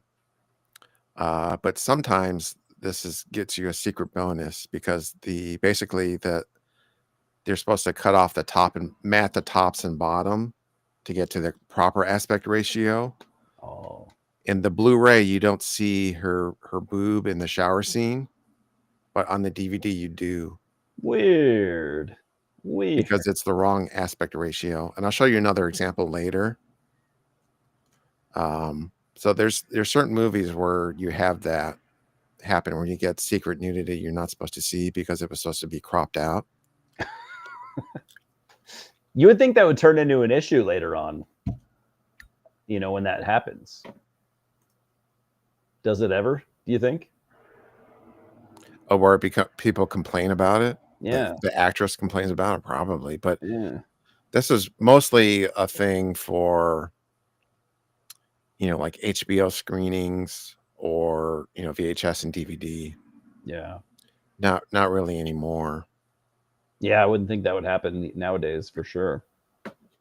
So that's so funny that there's a titless version of the movie. And yeah, so the high quality Blu-ray that I have, you can't really see her boob in the shower scene. Yeah, so what you need to do is you need to watch this version first, and then it's in your head. So after that, you just see the boob, whether it's there or not. Jerk off to the DVD. Yes, that's what I'm getting at. And then for the art of it, you want to watch the Blu-ray. Yes, yeah, it's important to own both versions, I think. You got the art film version, and then you got the sleazy version. So she's going to audition for this tango musical because she need to show off even more skills. We need to see her tango. Yeah, that's going to seal the deal for you. And did you notice in the scene you have the piano player, but on the soundtrack is just a really shitty synthesizer piano. Oh wow! They couldn't even get a real piano for the score. That's true. I noticed that. I guess that it's funny you mentioned that. I didn't notice it, but now I feel like it's painfully obvious. Yeah, pianos don't sound like that ever. No, so I called fake news on that. Pianos do not sound like synthesizers. So this is the tango show she's auditioning for, and I have a little clip of the audition scene. We'll watch that at the end. Yeah, there's that guy. There was there's been a few times where they actually have that as a special feature. I want to say that movie Don't Go in the House.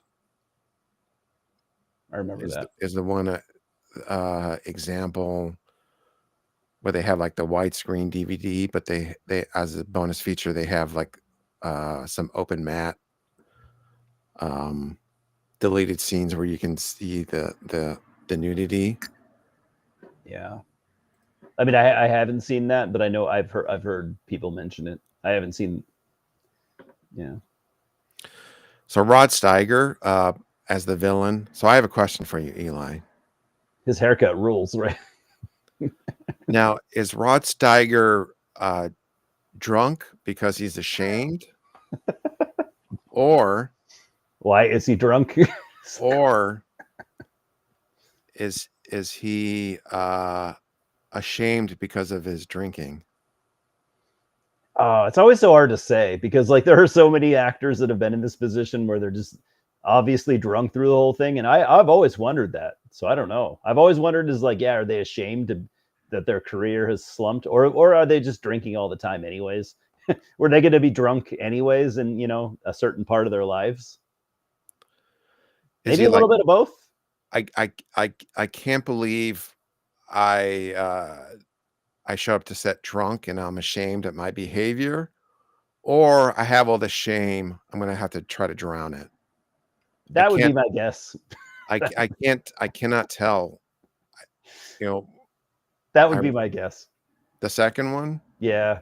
If I had to choose, I'd be, I always pictured it being like, I'm going to show up drunk because that's the only way I can face the fact that I'm lowering myself to this, this kind of work. Yeah. I was just going to mention this, Scott, actually, that Cameron Mitchell really excelled in that, the combination of the shame and the drinking on set. Yes. The best example of this that I can think of is Cameron Mitchell. He did a porno movie. Are you aware of this, Eli and Scott? No, I didn't know Cameron Mitchell did a porn. He acted in a porno movie. Oh no! It was a noir porno. Wow! I can't remember the name of it, Wow! but he just sits in an office in a chair, drunk, and doesn't move. And I think he's wearing sunglasses and just like looks at the floor. So he might not even be awake. Like he's so ashamed he can't even move. Can't look at the camera. Wow! And I forgot. You can Google it. I forgot the name of it. And you got to wonder how these directors feel too. Like, I showed up today. I didn't think they were going to be hammered. All I knew was they were going to be here. Like, now I have to deal with them. So he's got this drug deal with these guys, and he's very evil. So what they do is just shoot, Just gun them down. So they get both the drugs and the money. And this is another bad filmmaking thing. So you have this wide angle, and then a few seconds later, it cuts to a close up, and they're still standing after they've already fallen down about 3 seconds earlier. Oh, that's pretty sloppy. Yeah, very sloppy cinematography and editing in this movie. Yeah, seriously. I wonder if they just had to do it in a rush, you know, not a lot of quality control. Yeah. But this pretty sick, this boat blows up, pretty sick explosion. So yeah, and that makes up for the sloppiness. When you get a good explosion, all is forgiven. I feel like. Yeah, that's true. That's something we, especially nowadays, we have to appreciate that. We can't just, in filmmaking, can't just blow shit up anymore. But back then, they didn't care.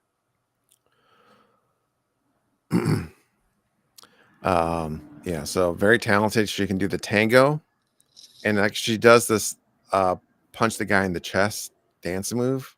Little Bruce Lee nod, maybe. Yeah, like guess. The 1-inch punch thing, or yeah, maybe that's what it is. But she does this later too. That's my only guess.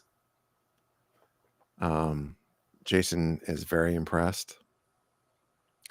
And so another point, like, do you see all the set design? So where all the walls are covered with various things. Yeah. But in this top third is completely blank because this is again the wrong aspect ratio. So they were planning to crop out this top third. Oh, I see. That makes total sense. And then in that shower scene, it's like the bottom third is cropped out or whatever, where you don't see the boob. Oh yeah. Okay. Yeah.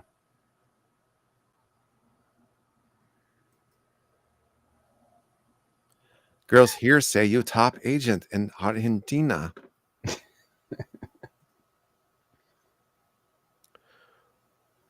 You remind me of someone. And they got a luchador mask in the background. Yeah, I've been looking at that too. Like, I will say that this movie is extremely racist towards Asian people. And she says, astrologer tells Cinderella tomorrow day of ill fortune. I will say that at least she doesn't say fortune cookie. Yeah, that's true. She keeps saying astrologer. I will say though, if I was Asian myself, that's how I would talk to all white people. Fortune cookies say tomorrow day of ill fortune. I would just be the stereotypical Asian person. I would only speak in riddles. Yeah. God, that would be fun. It's sometimes, Tom, I gotta say, it sucks being a white dude. We have nothing to offer the world. Like That's an true. American white dude, like we got nothing. That's true. Bunch of milkheads running around Yeah. offering Jack. Who am I going to impress? No one. No one's impressed by me. I'm impressed, Eli. Oh, okay. Well, Your knowledge of horror films is very impressive. One person is impressed.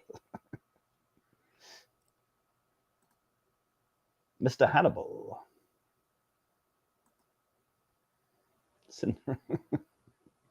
Even though her lines are like, you don't talk like that. And there's she says, I know little bit kung fu. Little bit. And then he has David Duke says a one-liner. You know gung fu? I know Mr. Fu.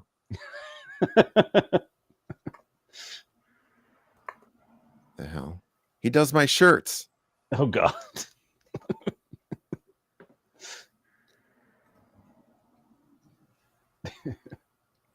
And this is, they do like a pretend fight scene in order to sell the undercoverness, I guess, or whatever. Yeah. And we have a wrestling tie-in, Professor Toru Tanaka. We have a lack of lighting in the shot and a lack of neck. Dude, he has no neck at all. What? He's got a chest, a head growing out of his chest. I wouldn't fuck with that guy though. Anyone that has no neck, that means they're just incredibly strong. That's always my guess. Yeah, you never mess with somebody that lacks a neck. Or a dude that has like a neck that's bigger than his head. I'm like, yeah, don't mess with that guy.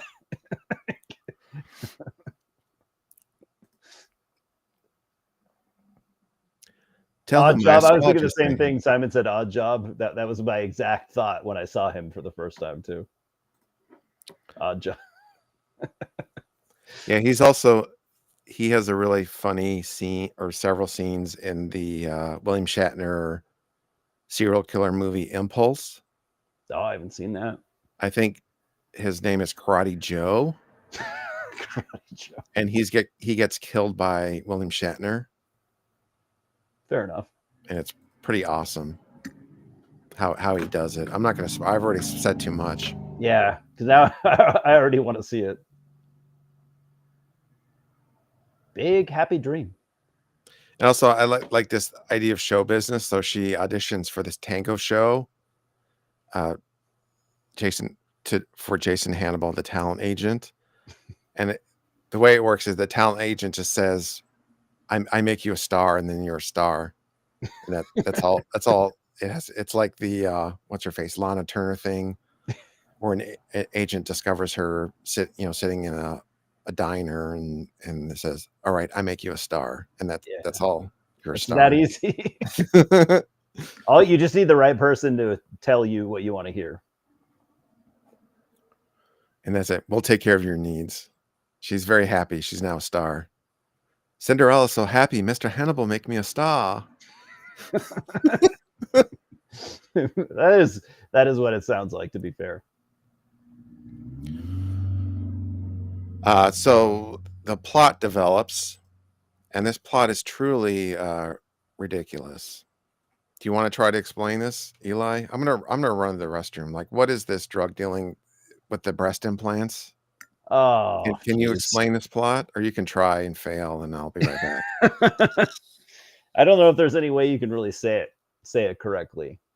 I think it's just one of the many scenes here that doesn't make any sense.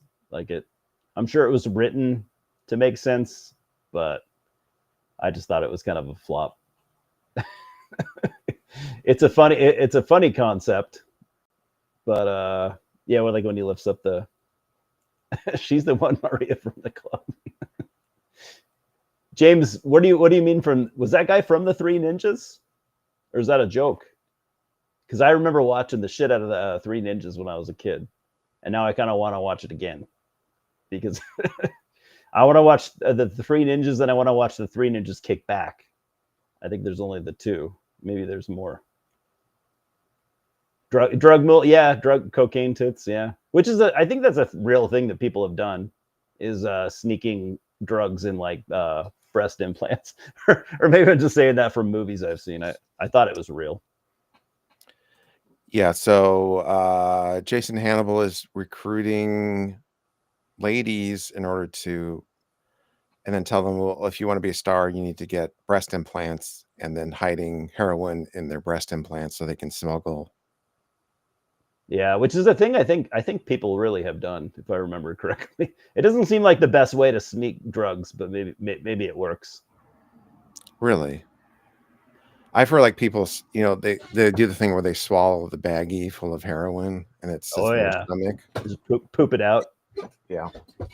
Yeah, that's that. I've seen that in a lot of those like drug shows. I guess can you imagine that? That's all you have to do is like for that bag to rip open and you're dead. Like, fuck that.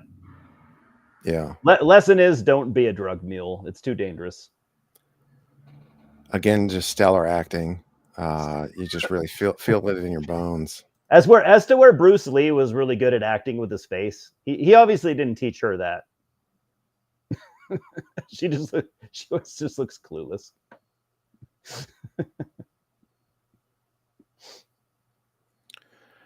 And I love this quote where David Dukes, or I forget what. Well, anyway, she says, it's going to take me a while, and she says, what's a while? More than a minute, less than forever. It's fair. That's pretty deep. It is deep. I don't have that kind of time, is what she's saying. She takes the hat off, and she got her wild hair. I kind of dig it, to be honest. So she's like, she goes to visit her now dead friend's house and is like fondling her bra, like remembering her. Yeah, this is my friend. God, she had great tits. That's the other thing. It's like you would think this would be more of a feminist movie, but it's just like, that one is written by a dude. No. It's like, oh, I remember those tits. Yeah, she had great her tits filled this bra. Stretched it out even. Give me bra. Here comes no neck again. Even looking less neck than he did before with the t-shirt on. Faced with danger, she just comes with the snappy one-liners because this is a tough broad. You can't frazzle. Mm-mm. We already saw what she did at the beginning. We know she's bad. And this Toru Tanaka, he's a tough bastard because she shoots him in the stomach and it barely slows him down. She should have tried to shoot him in the neck because look at that thing. You'd miss it anyways. Yeah. And so she was trained by Bruce Lee. I wonder if she actually has been in like legit fights though. I don't know. She's competed maybe. I might have to look into that. Good question. I don't know. She definitely has the moves down. Like she's got the agility and stuff. She can kick. I could never kick anyone in the head because I wouldn't be able to reach that. Especially being someone shorter like her. And she delivers it, I guess, pretty decently. I think. Yeah, and you see this Marilyn Monroe poster. They keep framing it in the shot. Is this trying to tell me that Tiana's the next Marilyn Monroe? That's how I took it. Oh, that could be because of what? Yeah, why else would they put it there so prominently?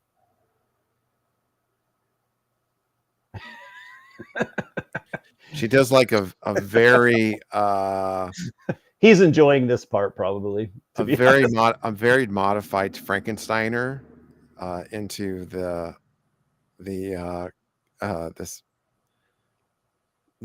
part of a shelf or whatever that kills him. That part, when they told him that, like, all right, there's gonna be a scene where she puts her crotch in your face, and he's like, yeah, I'm fine with that. Fucking Chinese Jew. Oh, I should have said her name is Checkers Goldberg. Yeah. Checkers Goldberg. I don't know where they came up with that. Oh, there we go. That's how they came up with it. Again, yeah.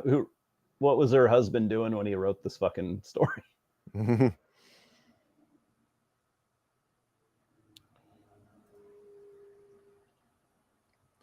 this is basically Jason Hannibal's right-hand man. So she's taken out Jason Hannibal's couple of heavies. His heavies, yeah. And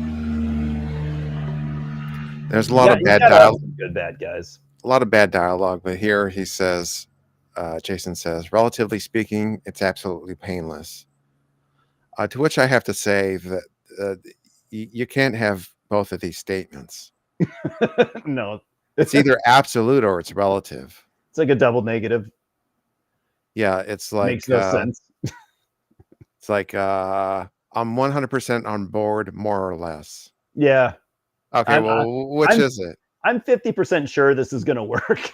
This is absolutely. No, well, it's like it's either exact or it's an approximation. You can't be both exact and an approximation. Yeah, that's not something you want to hear from like your doctor, you know. Yeah. Which they do say sometimes.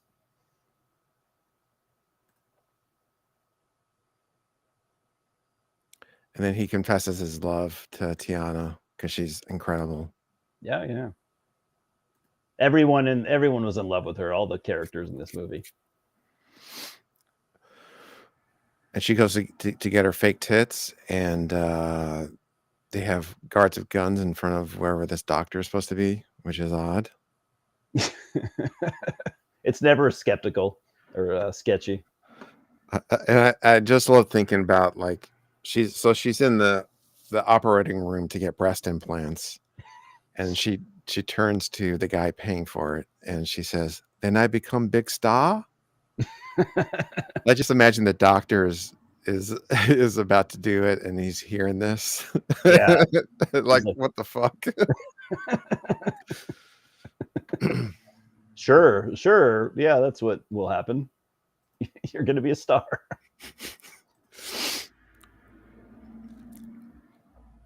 And Tiana reminds Steiger of a woman he used to love, but she betrayed him.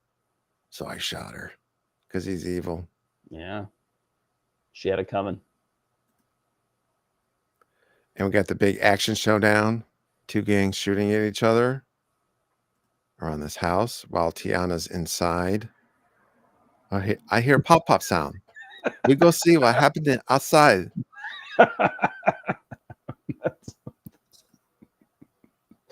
And she actually talks like that. That's not me. That's me. Yeah, no, it's totally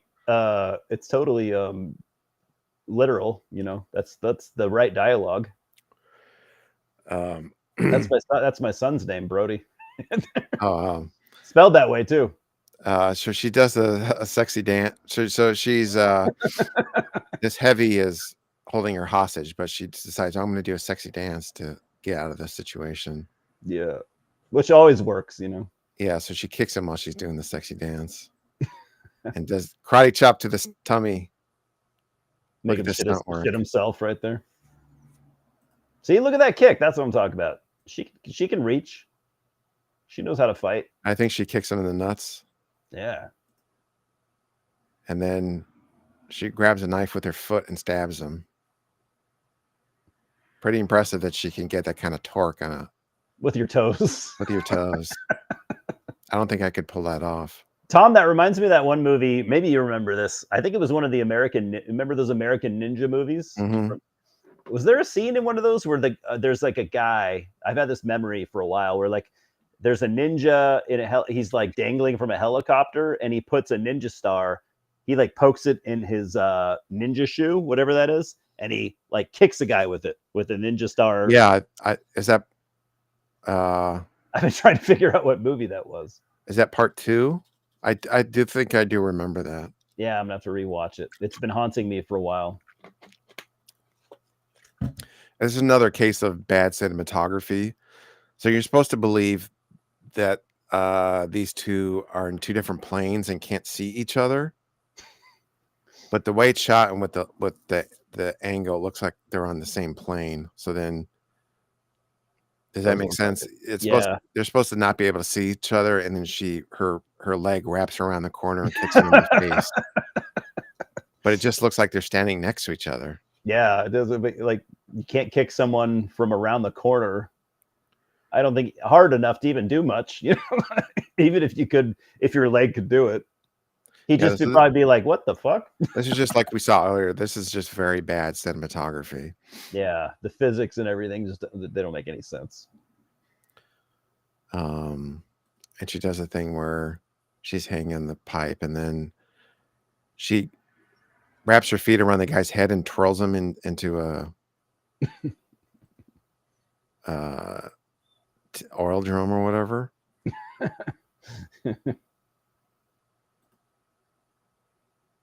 It works. It works. It ends up working. Yes, very Kubrick-esque. Yeah, Kubrick. Yeah. Kubrick actually did some advisory on this movie. Yeah, he figured it's all these Oscar winners working on it. I better chip in and help. Oh, Rod Steiger's there. Yeah, I'll help out. Yeah, some good explosions, and of course we have to have a racist. So this Argentinian guy, they don't call me Speedy Gonzalez for nothing. Yeah. Yeah. Because he's from Argentina. So, you know. They do it for something. So that's a double negative. They don't call me. So what is the something they call him Speedy Gonzalez for? You can't use don't and nothing in the same. So Eli asked you, what is this something that they call him Speedy Gonzalez for? Yeah. Probably. Racism, I would say. Or he's fast and racism. Yeah, I was gonna say it's got to be one of the two, maybe both. See, even James found that distasteful. So yes, I'm gonna say it was a pretty stupid line.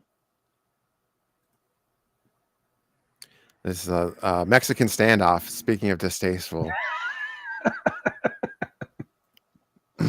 she's got a gun now, though, showing her other talents. I'm not a fan of this hairstyle, though, even though I know it's supposed to be like she's wearing the wig and she pulls the wig off. But it looks kind of scary. I like there's just dead bodies strewn around everywhere. Yeah, I like it too. You got to show the body count after. You can't just have the bodies disappear. Yeah, and you got to end with some rom-com banter. So she gets this notice. So she's getting she's a federal agent now in charge of the whole Western division. So she's been promoted from just this one thing that she did, which was pretty impressive, I guess, to be fair. Is this the Western United States or the Western Hemisphere? Yeah, that's what I was thinking too. Like the whole half the world. So this is not good because it's going to split them up, but they end up kissing anyways as they head into the chopper. Such a 80s trope where it'd be like all this shit would happen and then at the end it'd turn into a rom-com for the last 3 minutes, you know? Yeah. You got to say some weird romantic stuff to the person and then you got to make out and then it's over. Mm-hmm. And you had the power ballad come in. Gotta rock for love. Yeah. Oh yeah. Yeah. I just made that up. That's not a real song. It sounded real to me. I would have believed it. I'm already picturing the riff that song would have, you know, like the hair metal riff. Yeah. Like a decent riff.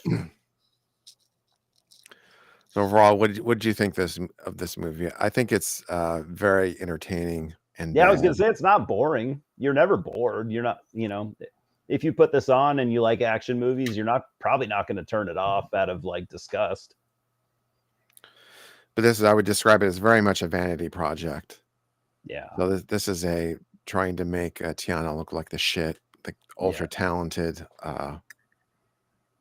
Where did her career go after this? I don't think it went anywhere. Okay. Did she do any movies or? Well, other than when she was more making documentaries,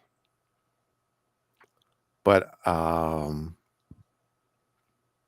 don't think she acted in anything after this. So I just assumed this was a big, giant disaster. Yeah. And she didn't want to, after this, she didn't want, it was such a disaster. She didn't want to like, I'm going to try again. You know? I would have watched if she did like 5 movies that were all like action vehicles. I would have watched all of them. I wish she would have. Yeah, I was gonna say. I wish she would have like not given up so easily and kept trying. You know, like stick to your guns if you believe in yourself. Well, who's paying for it? Yeah, yeah. You can't pay for your own movies, can you? I forgot about that part. Well, you can, but if you have if you have $8 it, million, yeah, if you have the money and you don't mind squandering it, you know, not getting the returns on your money. yeah, I guess but that's part of the documentary filmmaking is more in her political life. Okay. She Cool. was born in Vietnam, and then she went to high school, like we said, in Arlington. Cool. But not in a negative sense. I like to hear that at least. Yeah. Do you want to watch some clips? So if people weren't already sold that this is if they did they did Jaws, if they did Catch the Heat as an anniversary re-release, it would not be viewed as a politically correct movie. And No. we have some proof of that.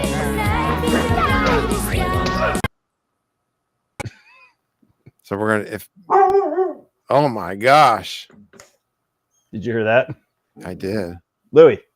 Every time there's people to walk by outside, he takes offense to it. He doesn't like anybody.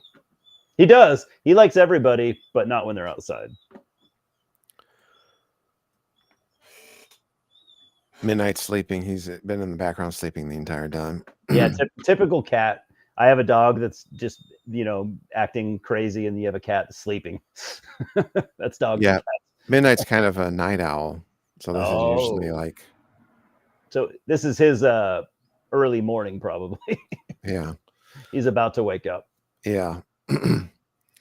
So I love that there's this she does an audition for this tango show, and the audition is completely random, and we'll take a look at it.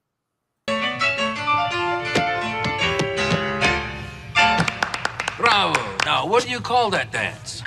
Karate and dance all in one. Give me a couple of days with her. I think she can headline that new tango number I've been working on. Tango, such good fortune. Oh my God. It always makes me wonder, like, did anyone actually talk like that? Or is that all just like it's just movie magic? Yeah, I think it's movie magic. But what's funny is, like, she was okay with it. You think if her husband wrote the dialogue, you think she could like help him with it? I don't know. My guess is he didn't let her input on anything that he wrote. I really don't know. I'm talented too. I got this. So I love that this tango audition, she does gymnastics and karate all in one. Why would you do gymnastics and karate for a tango audition? It's a good question. It's literally not what they ask you to do. Wouldn't they say, well, there's no karate in this tango show, so get out of here. It's like going to a job interview and like, yeah, I don't have any of that experience. I have this other stuff though. I can break dance. I don't know about the IT work, but let me break dance for you. Yeah. They're like, what? You like some watermelon seed? I could take that as a racist remark, you know. Well, what is racist? Ain't nobody ever called you a chink? Everybody call me Cinderella. Yeah, and they call me Snow White. Oh shit. It's great. It's like what is racist? That's a good question. What does that mean?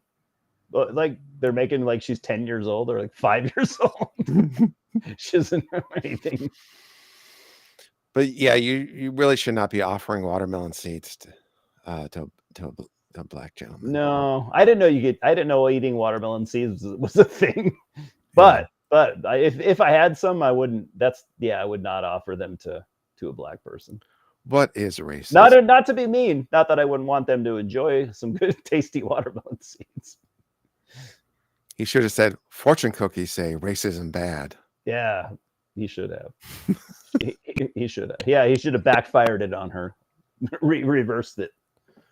So this is where Jason Hannibal's pitching the breast implants. There's a lot of people in this office who think you can go very far, but they also think there's one thing that's stopping you. It's your breasts. I like my breasts. Not too big, not too little. Just right for Cinderella. All right. Fair. It's fair. So again, if you're riding an action vehicle for a woman, it needs to be. You need to clarify that her breasts are perfect. Yes, not just the right size. Yeah, and then I love that she refers to herself as Cinderella, like she's The Rock or Ricky Henderson. Yeah, just Cinderella. Like, what would people think of you if Eli, if you came up and like, well, Eli didn't really think that movie was very good. I think a lot of people would be confused. So when Eli watches the movie, Eli likes to be entertained, and Eli was not entertained. Did you ever hear David Cross's bit about Ricky Henderson? Yeah, that's what it reminded me of. Ricky Henderson. What would people think of you? That's how you started talking. Yeah. I guess, at least in her case, it's not out of just pure arrogance.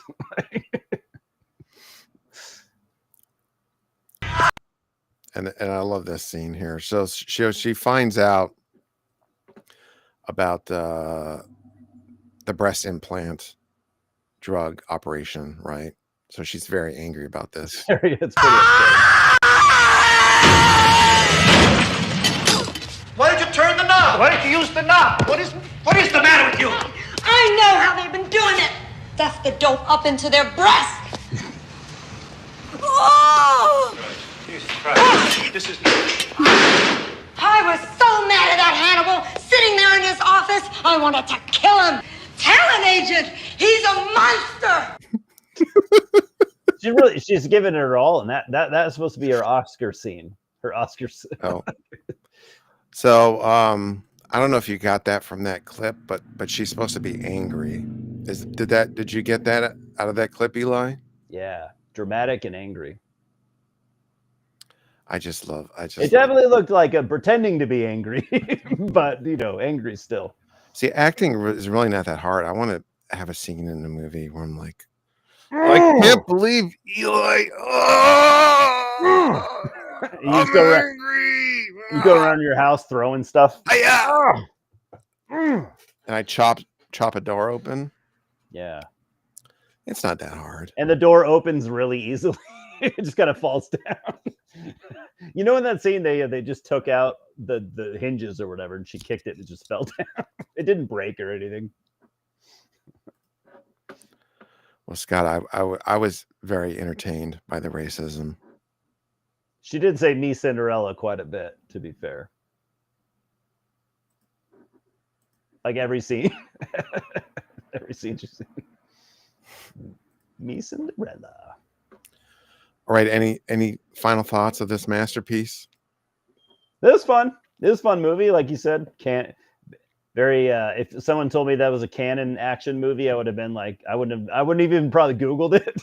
I'd take them face value, Lowest tier canon action movie. Yeah. So if Cobra's upper tier, this would be on the opposite. But it would have worked. It would have worked in their discography or their filmography. I mean, oh yeah, Mortal Skull. That's great. First one. Yeah.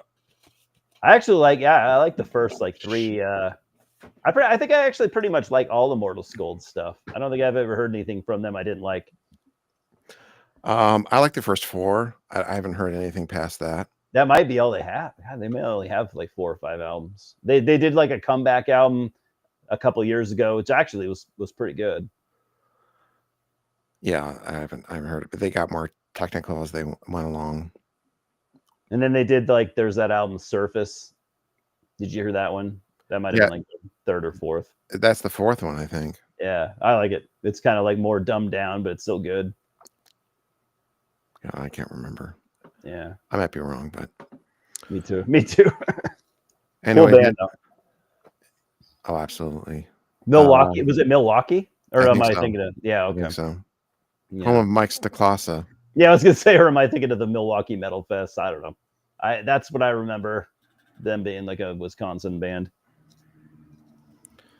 Yeah. So any final thoughts? Yeah, it basically feels like a lower tier vanity project. But I find the movie very funny. With It's not. Tiana's acting just cracks me up. It's definitely not unwatchable. It's not boring.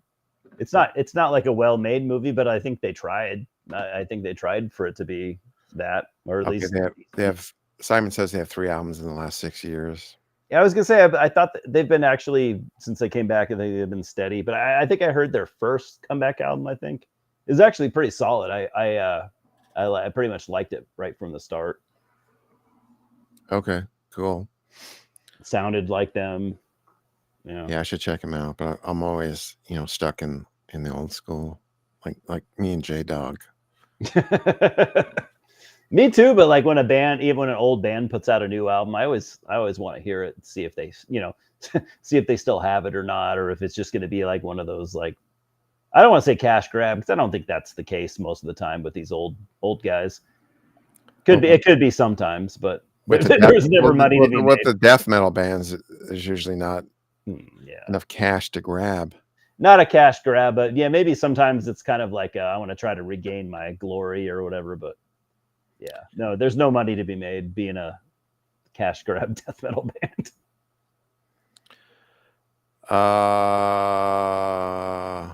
Smithereens. I'm thinking. Yeah, I don't know that one. Is that a canon movie? Oh, Dangerously Close is a canon movie, the Albert Pune movie. Yeah, the Smithereens I was looking at. There's this Smithereens movie. There might be a couple of movies called Smithereens. That's true. And I haven't seen them. All right, so we should wrap it up. Any final thoughts? No, I'm good. No.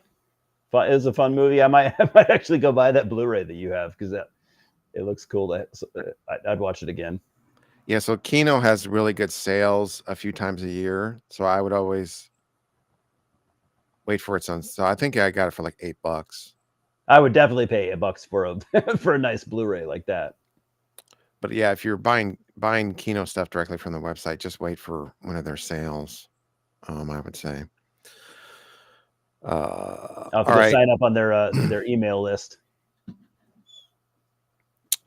All right, so I mentioned Highest to Lowest earlier, which was a Kurosawa remake. So next week, I picked a movie that's also sort of another Kurosawa remake of his movie Seven Samurai. Can you guess what this movie is? There's no chance you'll be able to. Hateful Eight? No. Oh, do you mean a direct remake, not just inspired? This is inspired by Kurosawa's Seven Samurai. There's been a lot of movies inspired by Seven Samurai. This is my pick for next week. I'm gonna guess. Oh shit! Is it gonna be? Well, there's no way you've ever heard of this movie. I don't think. Okay, I have no guesses then. What is it? Okay, so for next week, 1985 Japanese movie, Go for Broke. No, I don't know. That looks fucking awesome though. That picture is rad. That's AKA V Madonna Daiseno. Oh shit. But this is like a high school biker version of Seven Samurai. That sounds cool. But it is effing wild. Hell yeah. So I think the movie has only ever come out physical wise, VHS and Laserdisc in Japan, and has never come out in America. But there on the Internet Archive, there is a a version that has English subtitles.